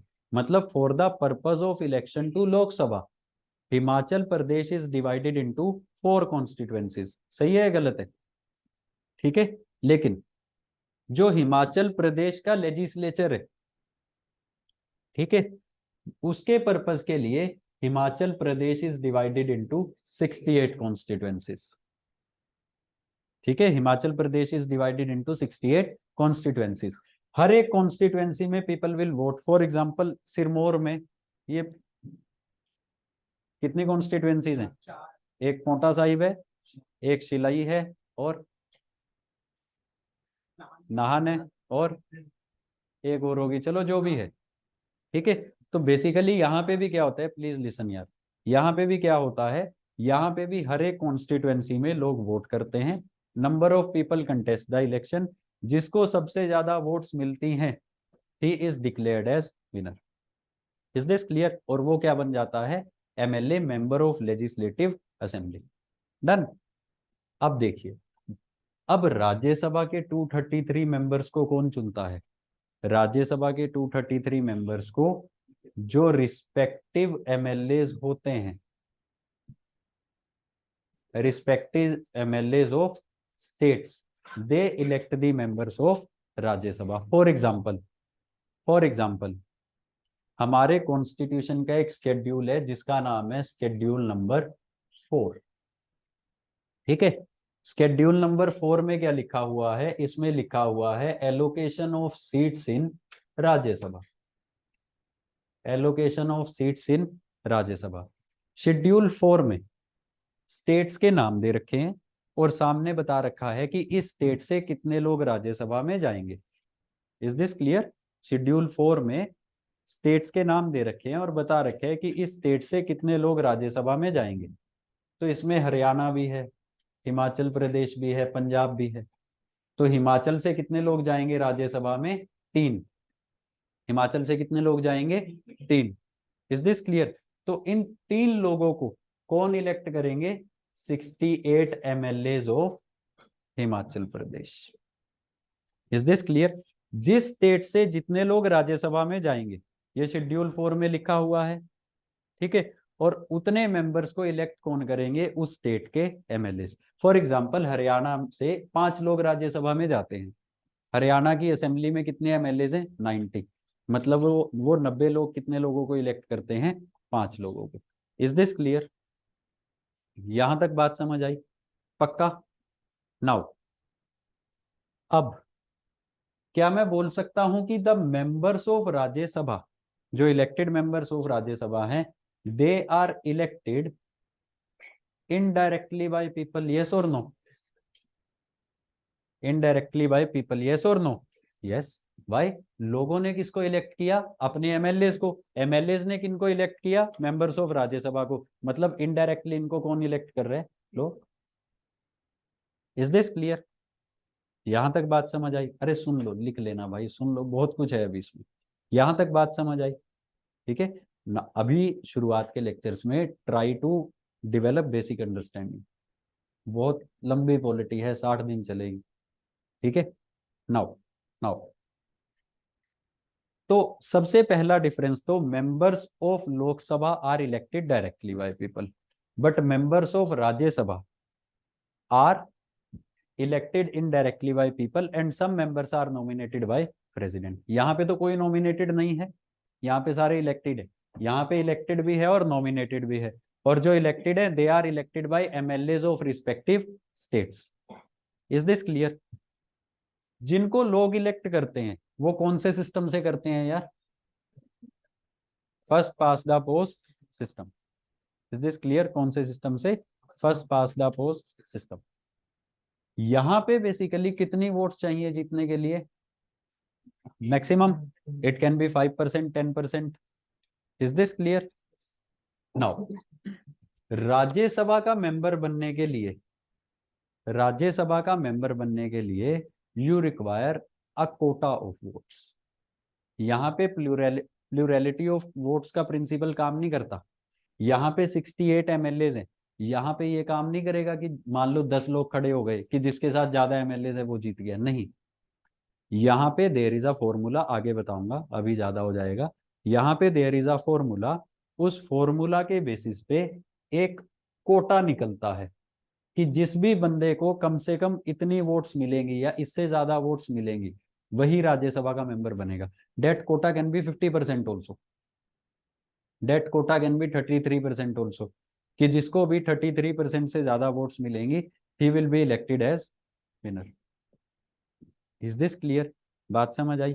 अब क्योंकि राज्यसभा का मेंबर बनने के लिए आपको एक फिक्स्ड कोटा ऑफ वोट्स चाहिए, इसलिए ये इलेक्शन दूसरे सिस्टम से होता है जिसको बोला जाता है system of proportional representation, system of proportional representation and single transferable vote, system of proportional representation and single transferable vote. फर्क क्या होता है? अभी ज्यादा लोड नहीं लेना, ठीक है। फर्क क्या होता है कि भाई जब लोकसभा का इलेक्शन हो रहा है, मैं वोट डालने जा रहा हूं, मेरे सामने लिस्ट ऑफ कैंडिडेट्स है, मान लो दिस इज बैलेट पेपर, मेरे सामने लिस्ट है, ठीक है, 12 लोगों की है। मैं क्या करूंगा? मैं मेरी चॉइस के बंदे को वोट डाल दूंगा, टू की आवाज आएगी, वीवीपैट पे देखा कि उसको ही डल गई, बाहर आ जाऊंगा। मतलब हर एक इंसान किसके लिए वोट कर रहे हैं? सिर्फ एक बंदे को वोट कर रहे हैं ना लोकसभा के इलेक्शन में। राज्यसभा के इलेक्शन में क्या होगा? मान लो मैं MP हूं, ठीक है। अब राज्यसभा के इलेक्शन में हमें यह इंश्योर करना है कि जीतने वाला इंसान को इस कोटे से ज्यादा वोट्स मिले। मतलब कोई ना कोई एक इंसान तो इस कोटे से आगे पहुंचे ही पहुंचे। तो यहाँ पे अगर हर इंसान एक वोट डालेगा तो हो सकता है किसी को भी कोटा ना मिले। तो राज्यसभा के इलेक्शन के केस में क्या होता है? हर एक इंसान मल्टीपल वोट्स डालता है। मल्टीपल वोट कैसे डालता है? On the basis of preference, ठीक है। जैसे मान लो मैं MLA हूं, यहाँ पे 12 लोग हैं जो राज्यसभा का इलेक्शन लड़ रहे हैं, डन। तो मैं क्या करूंगा? मैं डालूंगा कि पहली वोट मेरी इसको जाती है, my first preference is Shyam Singh, my second preference is Ram Singh, my third preference is Chintu, ठीक है, फोर्थ प्रेफरेंस इज मोनू। मतलब मैंने प्रेफरेंस दे दी। अब ये मेरे ऊपर है कि मैं जितने मर्जी लोगों को प्रेफरेंस दे दूं, ये मेरी मर्जी है, चाहे मैं एक को ही डालूं, चाहे मैं मल्टीपल लोगों को प्रेफरेंस दे दूं। Is this clear? This is known as proportional representation. इसके बाद क्या होगा, जब काउंटिंग होगी, काउंटिंग में सबसे पहले ये काउंट होगा कि इन सभी कैंडिडेट्स को कितने लोगों ने पहली पहली प्रेफरेंस दी है। मान लो श्याम सिंह को दी 12 लोगों ने, राम सिंह को दी 14 लोगों ने, चिंटू को दी 18 लोगों ने और मोनू को दी 9 लोगों ने। फिर हम ये चेक करेंगे कि क्या किसी ने कोटा सरपास कर दिया। मान लो कोटा है 23, किसी ने भी कोटा सरपास नहीं किया, है ना, तो भाई अभी तो कोई भी नहीं जीता। फिर हम क्या करेंगे, फिर हम देखेंगे कि सबसे कम किसको मिली है पहली प्रेफरेंस। सबसे कम किसको मिली? मोनू को। मोनू रेस से बाहर। मोनू को पहली प्रेफरेंस कितने लोगों ने दी थी? 9 लोगों ने। अब हम देखेंगे उन 9 लोगों की सेकंड प्रेफरेंस क्या है, ठीक है। और जो सेकंड प्रेफरेंस, मान लो 9 में से 5 ने सेकंड प्रेफरेंस दी है चिंटू को, 2 ने किसी और को, 2 ने किसी और को, तो हम ये सेकंड प्रेफरेंस उनके रिस्पेक्टिव वोट्स में ऐड कर देंगे। This is known as single transferable vote. मैं पूरे डिटेल में एग्जांपल लेके समझाऊंगा, बट जब समय आएगा तब समझाऊंगा। अभी सिर्फ इसलिए बता रहा हूं ताकि आपके मन की तसल्ली के लिए, पता नहीं इसने लिख दिया, बताया तो है नहीं, ठीक है। बात समझ आई? तो अब वो सेकंड प्रेफरेंस की वोट कहाँ पे ट्रांसफर हो गई? चिंटू को। अब हम देखेंगे कि क्या किसी ने कोटा एक्सीड कर लिया। अगर कर लिया तो वो जीत गया, अगर नहीं किया, अब 3 प्लेयर रह गए ना, अब देखेंगे तीनों में से कम किसके पास है फिर से, और ये सिस्टम चलता रहेगा जब तक कोई कोटा एक्सीड नहीं करता। Is this clear? ऐसा भी हो सकता है कि 2 ही प्लेयर रह गए और आखिरी काउंटिंग में दोनों ने कोटा एक्सीड कर लिया, तब क्या होगा? जिसको ज्यादा है, जिसके पास ज्यादा है, he will be declared as winner. Is this clear? तो राज्यसभा का मेंबर इस तरीके से चुना जाता है। ये सिस्टम क्यों यूज होता है? System of proportional representation and single transferable vote, because you want to ensure कि जो राज्यसभा का मेंबर है उसको कम से कम इतना कोटा जरूर मिले। और यहाँ पे कोटे का कोई सिस्टम ही नहीं है, जिसके पास ज्यादा है जीत गया। तो यहाँ पे first past the post system use होता है। यहां तक बात समझ आई? Is this clear? पक्का? नाउ एक लास्ट चीज बस। अब जो लोकसभा है यार, लोकसभा का मेंबर किसको रिप्रेजेंट करेगा?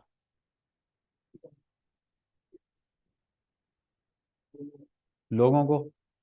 कौन से लोगों को? अपनी कॉन्स्टिट्युएंसी के लोगों को। बात सही है या गलत है? लोग, क्योंकि लोकसभा के पर्पस के लिए कंट्री को कॉन्स्टिट्युएंसीज में बांट दिया गया, ठीक है। कॉन्स्टिट्युएंसी के लोगों ने वोट डाल के बंदे को जिताया, तो हर एक लोकसभा का मेंबर किसको रिप्रेजेंट करेगा पार्लियामेंट में? अपनी कॉन्स्टिट्युएंसी को। किसको रिप्रेजेंट करेगा? कॉन्स्टिट्युएंसी को। डन। राज्यसभा का मेंबर किसको रिप्रेजेंट करेगा? The member of Rajya Sabha will represent his state in parliament. मैं बताता हूं क्यों। राज्यसभा के इलेक्शन के पर्पस के लिए कॉन्स्टिट्युएंसीज में नहीं बांटा जाता है स्टेट को। राज्यसभा में अगर हिमाचल प्रदेश से 3 लोग जाएंगे, ठीक है, तो वो 3 लोग कहीं से भी हो सकते हैं, वो तीनों लोग नाहन से भी हो सकते हैं। Is this clear? एमएलए ने चुनना है। एमएलए अपनी पूरी स्टेट में से किसी को भी चुन के, किसी को भी इलेक्ट करके राज्यसभा में भेज देंगे। तो जो मेंबर्स राज्यसभा के होते हैं वो किसको रिप्रेजेंट करते हैं? अपनी स्टेट को। They represent there state. But जो लोकसभा का मेंबर होता है वो किसको रिप्रेजेंट करता है? कॉन्स्टिट्युएंसी को। For example, Anurag Thakur is member of Lok Sabha. कौन सी कॉन्स्टिट्युएंसी से? हमीरपुर। आप कभी भी ऑब्जर्व करना, आज जाके यूट्यूब पे देख लेना लोकसभा प्रोसीडिंग्स। उसमें जब मेंबर बोलता है ना, तो मेंबर बोलता है कि मैं अनुराग ठाकुर, ठीक है, मैं हमीरपुर क्षेत्र को बेसिकली यहाँ पे रिप्रेजेंट करता हूँ। Is this clear? तो बेसिकली नीचे लिखा आता है Shri Anurag Thakur member of parliament या मेंबर ऑफ लोकसभा, कॉन्स्टिट्युएंसी लिखी आएगी हमीरपुर। क्या लिखा आएगा? कॉन्स्टिट्युएंसी लिखी आएगी हमीरपुर। तो लोकसभा का मेंबर किसको रिप्रेजेंट कर रहे हैं पार्लियामेंट में? अपनी कॉन्स्टिट्युएंसी को। ठीक है, जब भी अनुराग ठाकुर बात करेंगे वो अपनी कॉन्स्टिट्युएंसी की बात करेंगे। वो लोकसभा में कहेंगे कि मेरे हमीरपुर क्षेत्र में मेडिकल कॉलेज चाहिए, या मेरे हमीरपुर क्षेत्र में ये चीजें चाहिए, और मैं रिस्पेक्टिव मंत्री जी को रिक्वेस्ट करूंगा कि ये सब मिले। Is this clear? बट जब राज्यसभा का मेंबर पार्लियामेंट में बोलेगा, वो क्या बोलेगा? मैं हिमाचल प्रदेश से आता हूं। और जब वो बोलेंगे, for example Indu Goswami is a member of Rajya Sabha from Himachal Pradesh, तो जब इंदु गोस्वामी बोलेंगी राज्यसभा में, पार्लियामेंट में, तो नीचे लिखा आएगा श्रीमती इंदु गोस्वामी, मेंबर ऑफ राज्यसभा या मेंबर ऑफ पार्लियामेंट। आगे क्या लिखा आएगा? State, Himachal Pradesh. She will say कि भाई मैं हिमाचल प्रदेश से आती हूं और मेरी स्टेट में ये दिक्कतें हैं। Is this clear? बात समझ आई? So member of Lok Sabha represents his constituency in parliament, whereas member of Rajya Sabha represent his state in parliament. This is the reason Rajya Sabha is also known as Council of States. क्या बोला जाता है?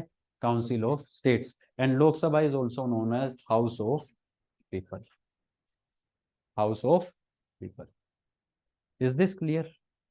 यहां तक बात समझ आई? पक्का? अब ये नोट कर लो भाई, ठीक है? ये बहुत तीर कमान है इसके अंदर। ठीक है, सुन लो मेरी बात यार, आप अच्छे से नोट करना।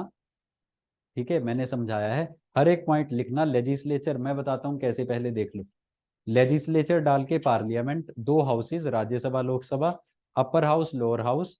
उसके बाद मेंबर्स लिखना कितने हैं, उसके बाद लिखना कि हाउ दे आर इलेक्टेड। इधर लिखना members, some are elected, some are nominated, nominated by president. ये सब होना चाहिए। इलेक्टेड वाले, elected by respected MLAs of state, which means elected indirectly by people। ठीक है, by the system of proportional representation, single transferable vote. यहाँ पे system of first past the post system. Is this clear? Last में लिखेंगे member of Lok Sabha represent his constituency in parliament, whereas member of Rajya Sabha represent his state in parliament. बात समझ आई? इसलिए इसको बोला जाता है हाउस ऑफ पीपल, उसको बोला जाता है काउंसिल ऑफ स्टेट्स। लिख लो। किसी भी पॉइंट पे कोई भी डाउट है मुझे पूछ लो, मैं खाली बैठा हूँ। लिखते लिखते अगर कहीं पे भी कोई भी डाउट आए तो प्लीज आस्क। हाँ, नहीं नहीं नहीं नहीं नहीं, देखो मेरी बात सुनो। ये जो 3 मेंबर है ना, ये एमएलएज नहीं होंगे। 68 एमएलएज किसी को और थर्ड पर्सन को इलेक्ट करके राज्यसभा में भेज रहे हैं। कोई भी हो सकता है। If you are 30 years old, एक क्वालिफिकेशन है, person should be aged above 30 years. अगर आप 30 के हो चुके हैं और आपको एमएलए जानते हैं हिमाचल प्रदेश के, you can be elected to Rajya Sabha, provided you are citizen of India also. ठीक है, कोई भी प्रोटेस्ट कर सकते हैं राज्यसभा में? नहीं, क्या जो पार्टी पार्टीज करती हैं। अरे भाई मेरी नौकरी खा जाएगा तुम। ठीक है, पार्टीज करती हैं। ठीक है, एक्चुअली क्या होता है, आपको नॉमिनेशन के लिए भी आगे डिटेल में पढ़ेंगे, जब आप नॉमिनेशन भरते हैं ना राज्यसभा का इलेक्शन लड़ने के लिए, उसके लिए भी आपको कुछ सपोर्ट चाहिए मेंबर्स की, मिनिमम मेंबर्स की सपोर्ट। अगर सपोर्ट है then only you can basically fill your nomination. But yes, if you does not belong to any political party, you are an independent member, अगर आप इंडिपेंडेंट भी हैं, ठीक है, और आपके पास सपोर्ट है एमएलए की, तब भी यू कैन कंटेस्ट।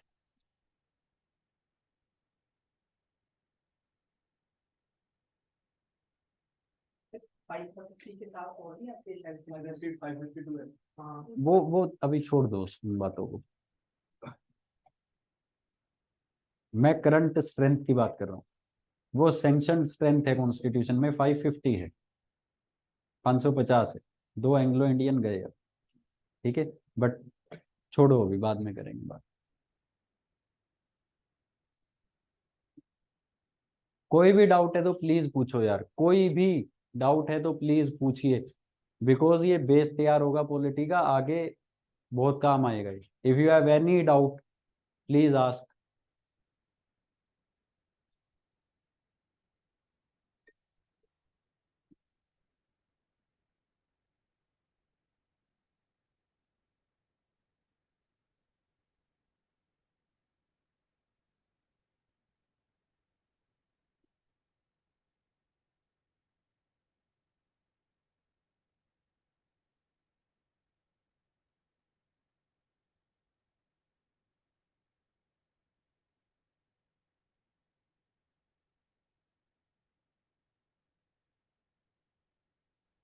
लिख लिया।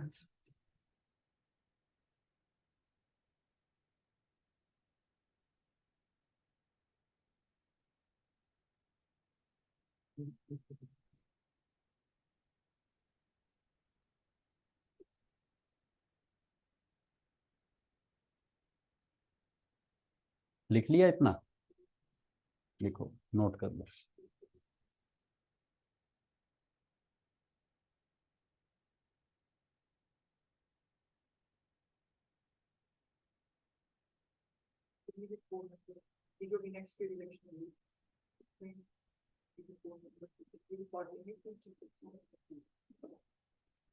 देखो, लोकसभा के इलेक्शंस हुए 2019 में। पूरे देश ने 543 मेंबर्स को चुन के लोकसभा में भेजा। अब लोकसभा का जो टेन्योर होता है वो होता है 5 साल। ठीक है। हर 5 साल के बाद लोकसभा को डिसोल्व कर दिया जाता है, भंग कर दिया जाता है, और नए 543 मेंबर्स चुन के आते हैं। For example, you are elected from Shimla, you are a member of Lok Sabha until Lok Sabha is dissolved. When it is dissolved, you cease to be the member of Lok Sabha.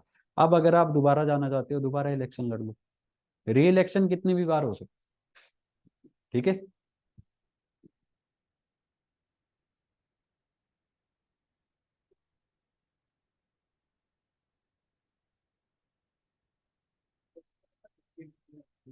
क्या होता है? अरे रुक तो जा, पहले executive पे तो आने दे। लिख लिया।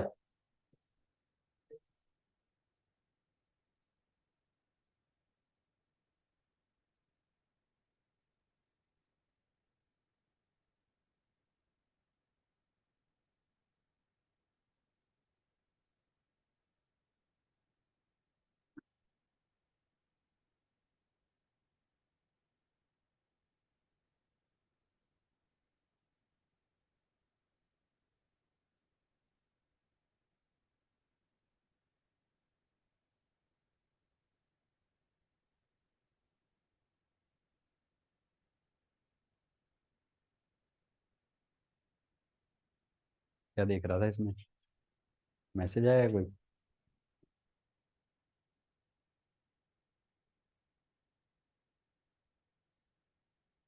जरूरी है वो भी? हाँ, जरूरी नहीं है। यही यही बोल रहा है, जरूरी नहीं है। लिख लिया। डन। चलिए, एक चीज और बतानी है।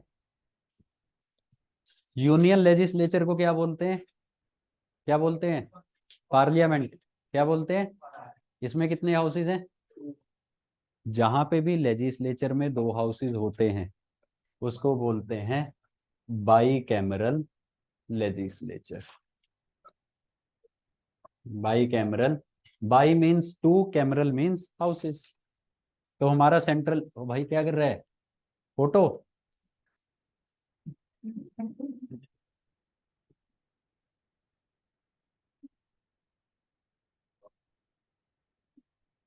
By means two, cameral means houses.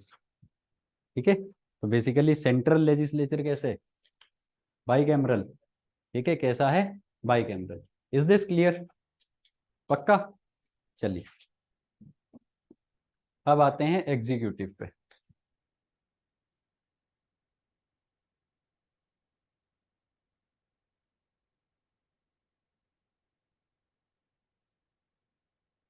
रह गया?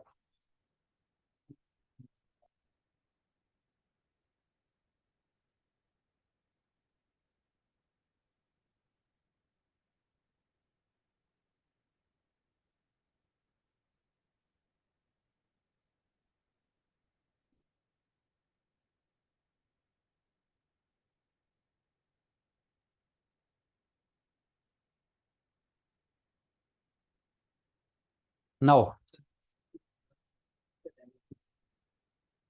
अभी टेन्योर पे मत जाओ। राज्यसभा का टेन्योर 6 इयर्स नहीं होता। Rajya Sabha is a permanent house.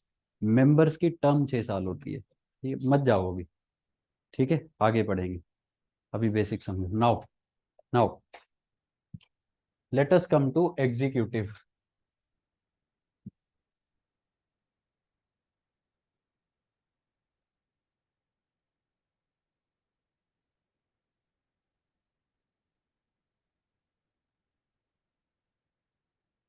Executive.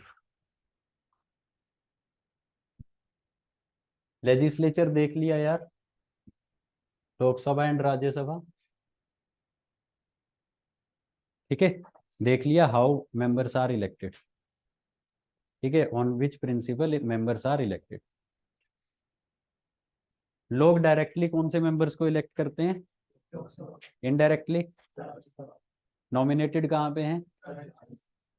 कहाँ के मेंबर अपनी स्टेट को रिप्रेजेंट करेंगे? कॉन्स्टिट्यूएंसी कौन रिप्रेजेंट करेगा? First past the post system से कौन इलेक्ट होते हैं? पीआर और STV. Rajya Sabha proportional representation and single transferable vote. Done, बात समझ आई? पक्का? नाउ दोनों हाउसेज में से डिसोल्व कौन सा हाउस होता है? लोकसभा। डिसोल्व का मतलब क्या होता है? भंग कर देना यार। मतलब Lok Sabha is elected for a term of 5 years। Lok Sabha is elected for a term of 5 years। जब 5 साल पूरे हो जाएंगे, ठीक है, प्रेसिडेंट साहब आके लोकसभा गेट खोलेंगे, बोलेंगे थैंक यू सो मच, 5 साल आपने बहुत काम किया, अब नए इलेक्ट हो गए आएंगे। Is this clear? बात समझ आई? नाउ अब देखते हैं यार एग्जीक्यूटिव को। अब लिखना बंद कर दो, फिर सुनो ध्यान से। एग्जीक्यूटिव जो होता है, एग्जीक्यूटिव के भी बहुत से काम होते हैं, ठीक है, बट जो सबसे मेन काम इसका है वो होता है टू इम्प्लीमेंट और टू एग्जीक्यूट द लॉज। जो लॉज लेजिस्लेचर ने बनाए हैं, उन लॉज को इम्प्लीमेंट करने का, एग्जीक्यूट करने का, उन लॉज को काम किसका होता है? एग्जीक्यूटिव का। Is this clear? Now country में 2 तरह का एग्जीक्यूटिव प्रेजेंट है। सर आप थोड़ा बड़ा लिख सकते हैं? चलो ठीक है, थैंक यू। माइक ऑफ कर लो। कंट्री में 2 तरह का एग्जीक्यूटिव प्रेजेंट है, ठीक है। एक होता है political executive, one is political executive, ठीक है। Second is permanent executive, second is permanent executive, ठीक है। पॉलिटिकल एग्जीक्यूटिव का मतलब prime minister, ministers, president, they are political executives, जो किसी एक बेसिकली पर्टिकुलर टर्म के लिए चुने जाते हैं, ठीक है। और इन पॉलिटिकल एग्जीक्यूटिव्स के अंडर काम कौन करते हैं? Permanent executives. Permanent executives are IAS, IPS, IRS, ये basically class of civil servants, they are known as permanent. भाई सरकार बदलेगी, आईएएस तो आईएएस ही रहेगा ना, ठीक है, और उसका काम क्या है? बेसिकली पॉलिसी को इंप्लीमेंट करना। Is this clear? नाउ अब जो पॉलिटिकल एग्जीक्यूटिव है, भारत में पॉलिटिकल एग्जीक्यूटिव भी 2 होते हैं, ये हमने कल डिस्कस किया था। 2 कौन कौन से होते हैं? एक होता है head of government and second is head of state. Head of state. Is this clear? Head of government कौन होते हैं? Prime minister. And who is head of state? President. Is this clear? Head of government is prime minister and who is head of state? Head of state is president. यहां तक बात समझ आई? Now अब ये जो हेड ऑफ गवर्नमेंट होते हैं, प्राइम मिनिस्टर साहब, इनको बोला जाता है रियल एग्जीक्यूटिव। क्या बोला जाता है? रियल एग्जीक्यूटिव, ठीक है। और ये जो हेड ऑफ स्टेट होते हैं, प्रेसिडेंट, इनको बोला जाता है nominal executive. Real executive and nominal executive. Is this clear? Now सबसे पहले तो why head of government is known as real executive? And why head of state president is known as nominal executive. ठीक है, इसका reason क्या है? Reason है कि हमारी कंट्री में जितने भी डिसीजंस लिए जाएंगे, ठीक है, they will be taken in the name of president of India. ठीक है, जितने भी एग्जीक्यूटिव एक्शंस होंगे, all the executive decisions shall be taken in the name of president of India. Is this clear? But ये decide कौन करेगा कि क्या डिसीजन लेना है क्या नहीं लेना? Prime minister. Is this clear? तो basically there are two articles of Indian constitution. अभी सिर्फ बता रहा हूं, आगे लिखवाऊंगा, आगे का ही काम है। ठीक है, article 53 and article 74। Article 53 says, सुनो ध्यान से, it says all the executive actions of government of India shall be taken in the name of president, and all the executive functions shall be performed by president either directly or through his subordinates. जितने भी executive actions हैं हमारे देश में, they will be taken in the name of president. जितने भी executive functions हैं, they will be performed by president either directly या फिर अपने सबऑर्डिनेट्स के through. This is article number 53। तो आर्टिकल 53 देख के तो लगता है कि प्रेसिडेंट इज वेरी पावरफुल, है ना? सारे एग्जीक्यूटिव एक्शन इनके नाम पे लिए जाएंगे, सारे एग्जीक्यूटिव फंक्शंस ये परफॉर्म करेंगे या तो डायरेक्टली या अपने सबऑर्डिनेट्स के थ्रू। बट यहाँ पे दूसरा आर्टिकल है, आर्टिकल 74। आर्टिकल 74 क्या बोलता है? इट सेज कि there shall be a council of minister in India which will be headed by prime minister. There shall be a council of ministers headed by prime minister. पहले सुनो, there shall be a council of ministers headed by prime minister who shall aid and advise president. Who shall aid and advise president regarding to discharge of his executive functions, and president shall discharge his functions as per the aid and advice given by council of ministers headed by PM. 74 बोलता है कि भारत में एक मंत्री परिषद होगा, मतलब there will be different ministers who will be headed by a prime minister. इनका काम होगा प्रेसिडेंट को एड करना, एडवाइस करना डिफरेंट फंक्शंस के लिए, और प्रेसिडेंट अपने फंक्शंस को डिस्चार्ज करेंगे as per the aid and advice of prime minister, council of ministers headed by prime minister. तो जब दोनों आर्टिकल्स को हम पढ़ते हैं तब हमें पता लगता है, यहां से वी कैन कंक्लूड कि this president is nominal head और nominal executive, and this council of minister headed by prime minister is real head और रियल एग्जीक्यूटिव।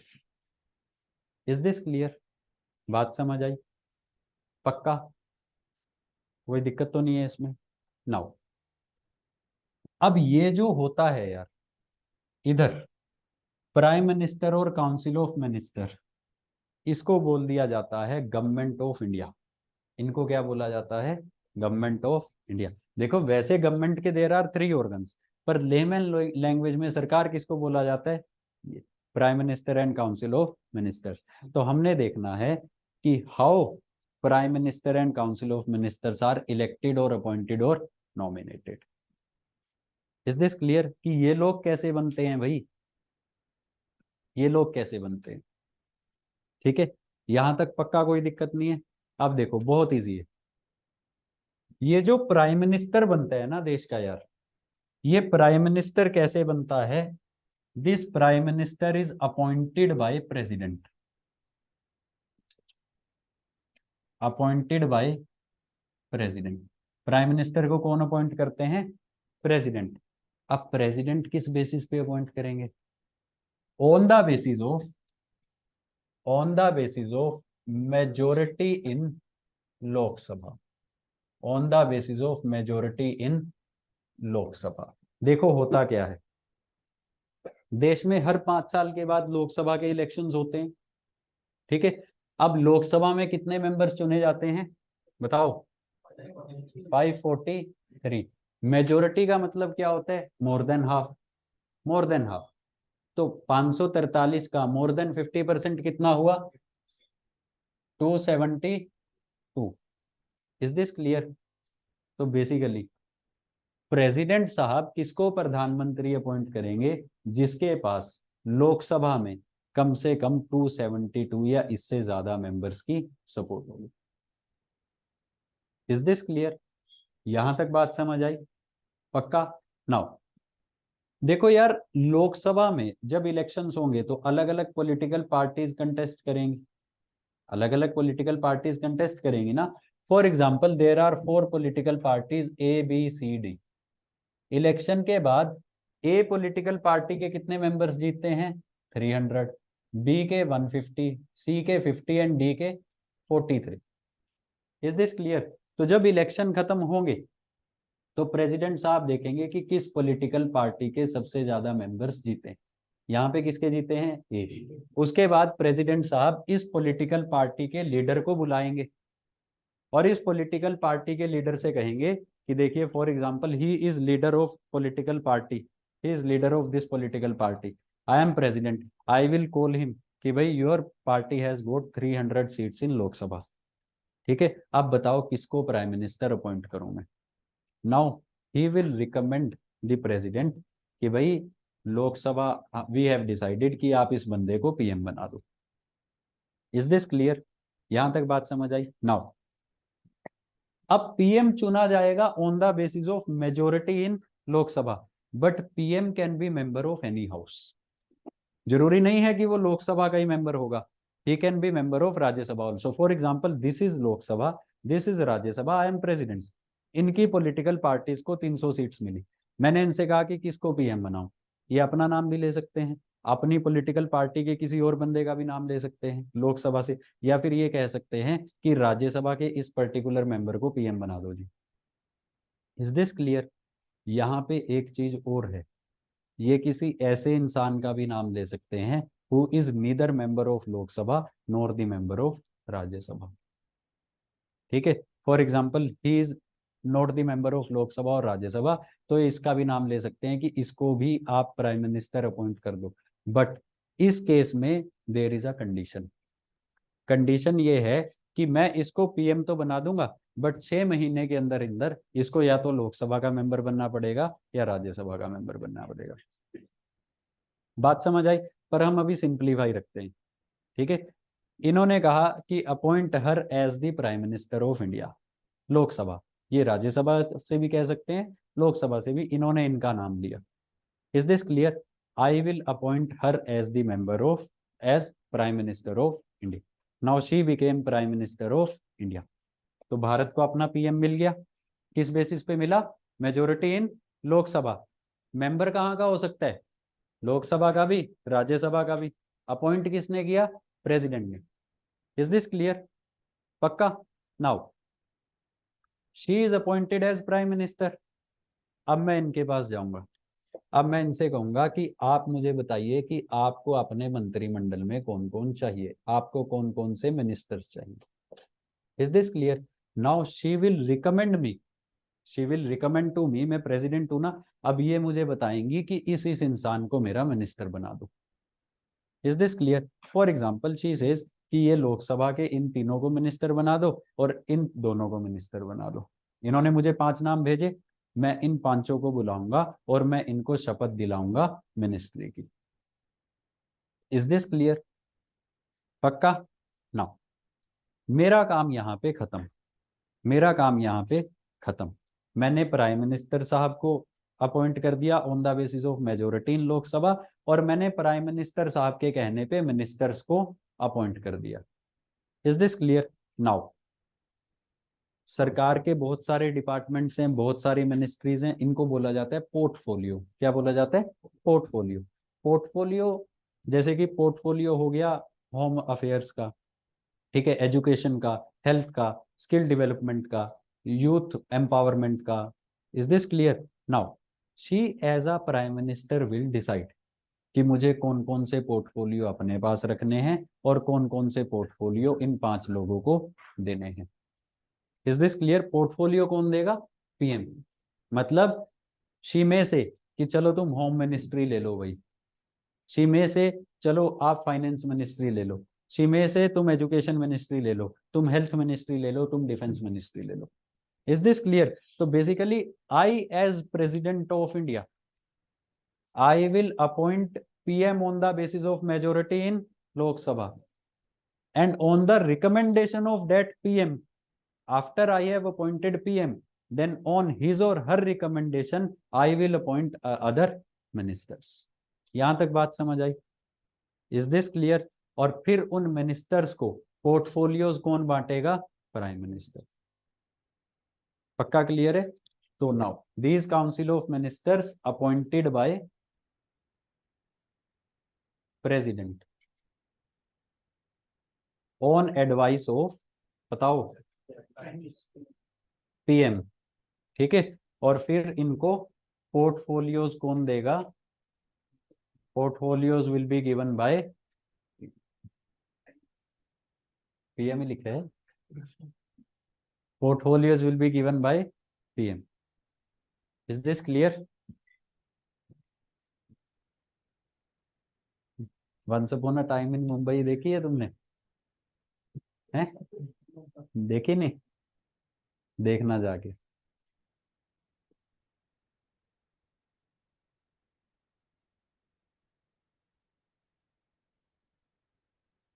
यहां तक बात क्लियर हो गई? पक्का? अच्छा ये बताओ, लिसन, प्राइम मिनिस्टर लोकसभा का मेंबर होगा या राज्यसभा का? किसी का भी। ऐसा भी हो सकता है कि पीएम किसी भी हाउस का मेंबर नहीं है, कितने महीने के लिए? मिनिस्टर लोकसभा का मेंबर होगा या राज्यसभा का? किसी का भी। ऐसा हो सकता है कि कोई आउटसाइडर मिनिस्टर बन गया? यस। अरे मिनिस्टर के केस में भी होता है। मिनिस्टर के केस में ये बोल सकती हैं कि उसको मिनिस्टर बना दो, अक्षय को बना दो। ठीक है, शी कैन से कि Akshay is not member of Lok Sabha और राज्यसभा, अक्षय को मिनिस्टर बना दो, Akshay can become minister, provided Akshay then should become member of Lok Sabha और Rajya Sabha within 6 months। Is this clear? Portfolios कौन देगा? और प्राइम मिनिस्टर पोर्टफोलियो को कभी भी बदल सकते हैं, रीशफल कर सकते हैं। ठीक है, फॉर एग्जाम्पल इनको होम दिया था, इनको फाइनेंस, शी कैन से कि भाई तुमसे होम नहीं संभाला जा रहा, तुम लॉ एंड जस्टिस संभालो, होम भी इनको दे दिया। Is this clear? Now it is her discretion कि किसको क्या पोर्टफोलियो देना है, कब इनको रीशफल करना है। इस तरह से हमें एग्जीक्यूटिव मिलता है। Note it down please.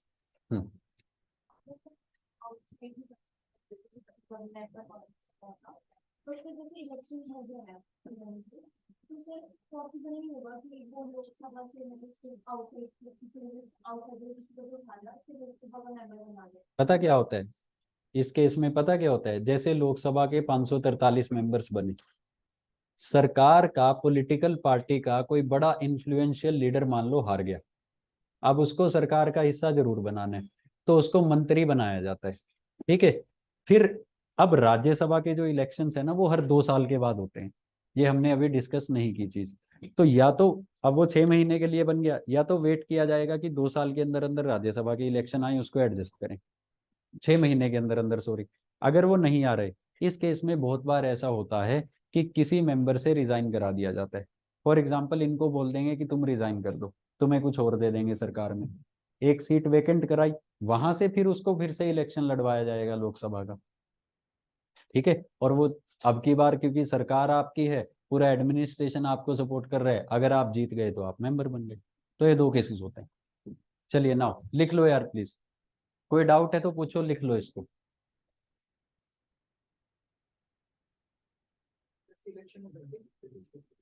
By elections बोलते हैं इनको, BYE, by elections.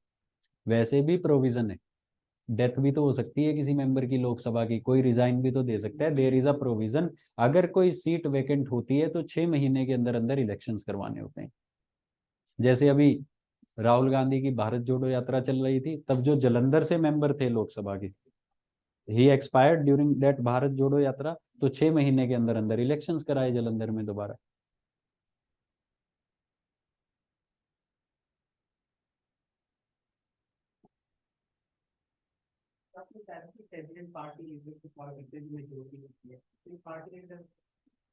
Political party का इंटरनल है यार, उनका लीडर है, पार्टी का लीडर है। ठीक है, दिस इज, वैसे तो क्लियर ही होता है कौन बनेगा यार।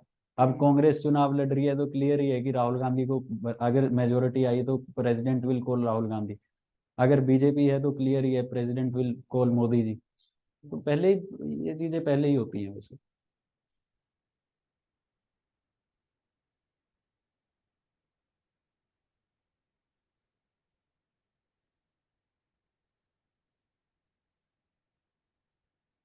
क्लियर हो गया यहाँ तक, पक्का?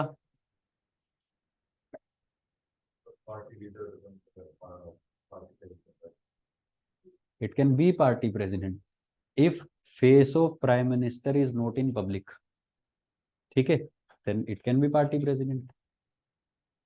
ठीक है ना। वैसे तो मैं बताऊं, प्रेसिडेंट साहब के बुलाने की जरूरत ही नहीं पड़ती, खुद ही बेसिकली। अब 2019 में मोदी ही जीते, ठीक है, he called on president of India कि I am coming, please give me some time. उन्होंने खुद ही जाके अपना दावा ठोक दिया। बोलते हैं ना कि मोदी जी बस राष्ट्रपति भवन पहुंचने वाले हैं, वहां पे जाके अपना दावा ठोकेंगे कि मैं, तो जरूरत ही नहीं पड़ती, खुद ही पार्टी का लीडर। नहीं, कोई स्पेसिफाइड पोस्ट नहीं।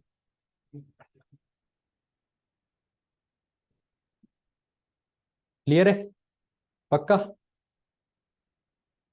आज यहीं पे ही सम अप करें। हाँ, कैबिनेट बताऊंगा यार, धीरे धीरे बताऊंगा। ये जो काउंसिल ऑफ मिनिस्टर्स होते हैं ना, इसमें भी there are 3 kind of ministers. Constitution ऐसी कोई सेग्रीगेशन नहीं करता है, but as per conventions, convention मतलब ट्रेडिशन चलता आ रहा है, तो 3 तरह के होते हैं। Some are cabinet ministers, senior most, other are minister of state, third are deputy ministers. तो कैबिनेट मिनिस्टर होते हैं सबसे सीनियर मोस्ट, जो जिनका रैंक 1 होता है इन मिनिस्ट्री। ये इनसे जूनियर होते हैं, ये सबसे जूनियर होते हैं। तो cabinet is a compact body with in council of ministers. If this is council of ministers, इसके अंदर एक छोटी बॉडी है कैबिनेट, ठीक है, जिसमें क्या होते हैं, कैबिनेट मिनिस्टर्स एंड पीएम। देश के ज्यादातर डिसीजंस यही लेते हैं, इनको तो फालतू को बुलाया भी नहीं जाता मीटिंग में। ठीक है, आगे बात करेंगे इसकी।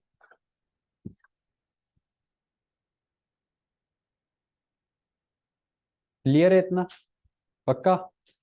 कल हम यहीं से ही कंटिन्यू करेंगे, ठीक है, इनके आपस में रिलेशंस को देखेंगे। उसके बाद जुडिशरी में हमने अभी कुछ नहीं करना है भाई, प्लीज सुन लो अभी। उसके बाद we will go to state. State में लेजिस्लेचर देखेंगे, स्टेट में एग्जीक्यूटिव देखेंगे, वो 15 मिनट में हो जाएगा बिकॉज इसका रेप्लिका ही है। ठीक है, तो ये पॉलिटी के डिजाइन को समझने के बाद we will start our syllabus. Done? Clear है? कोई डाउट, क्वेरी? नहीं है? चलें, चलिए, ठीक है जी, थैंक यू।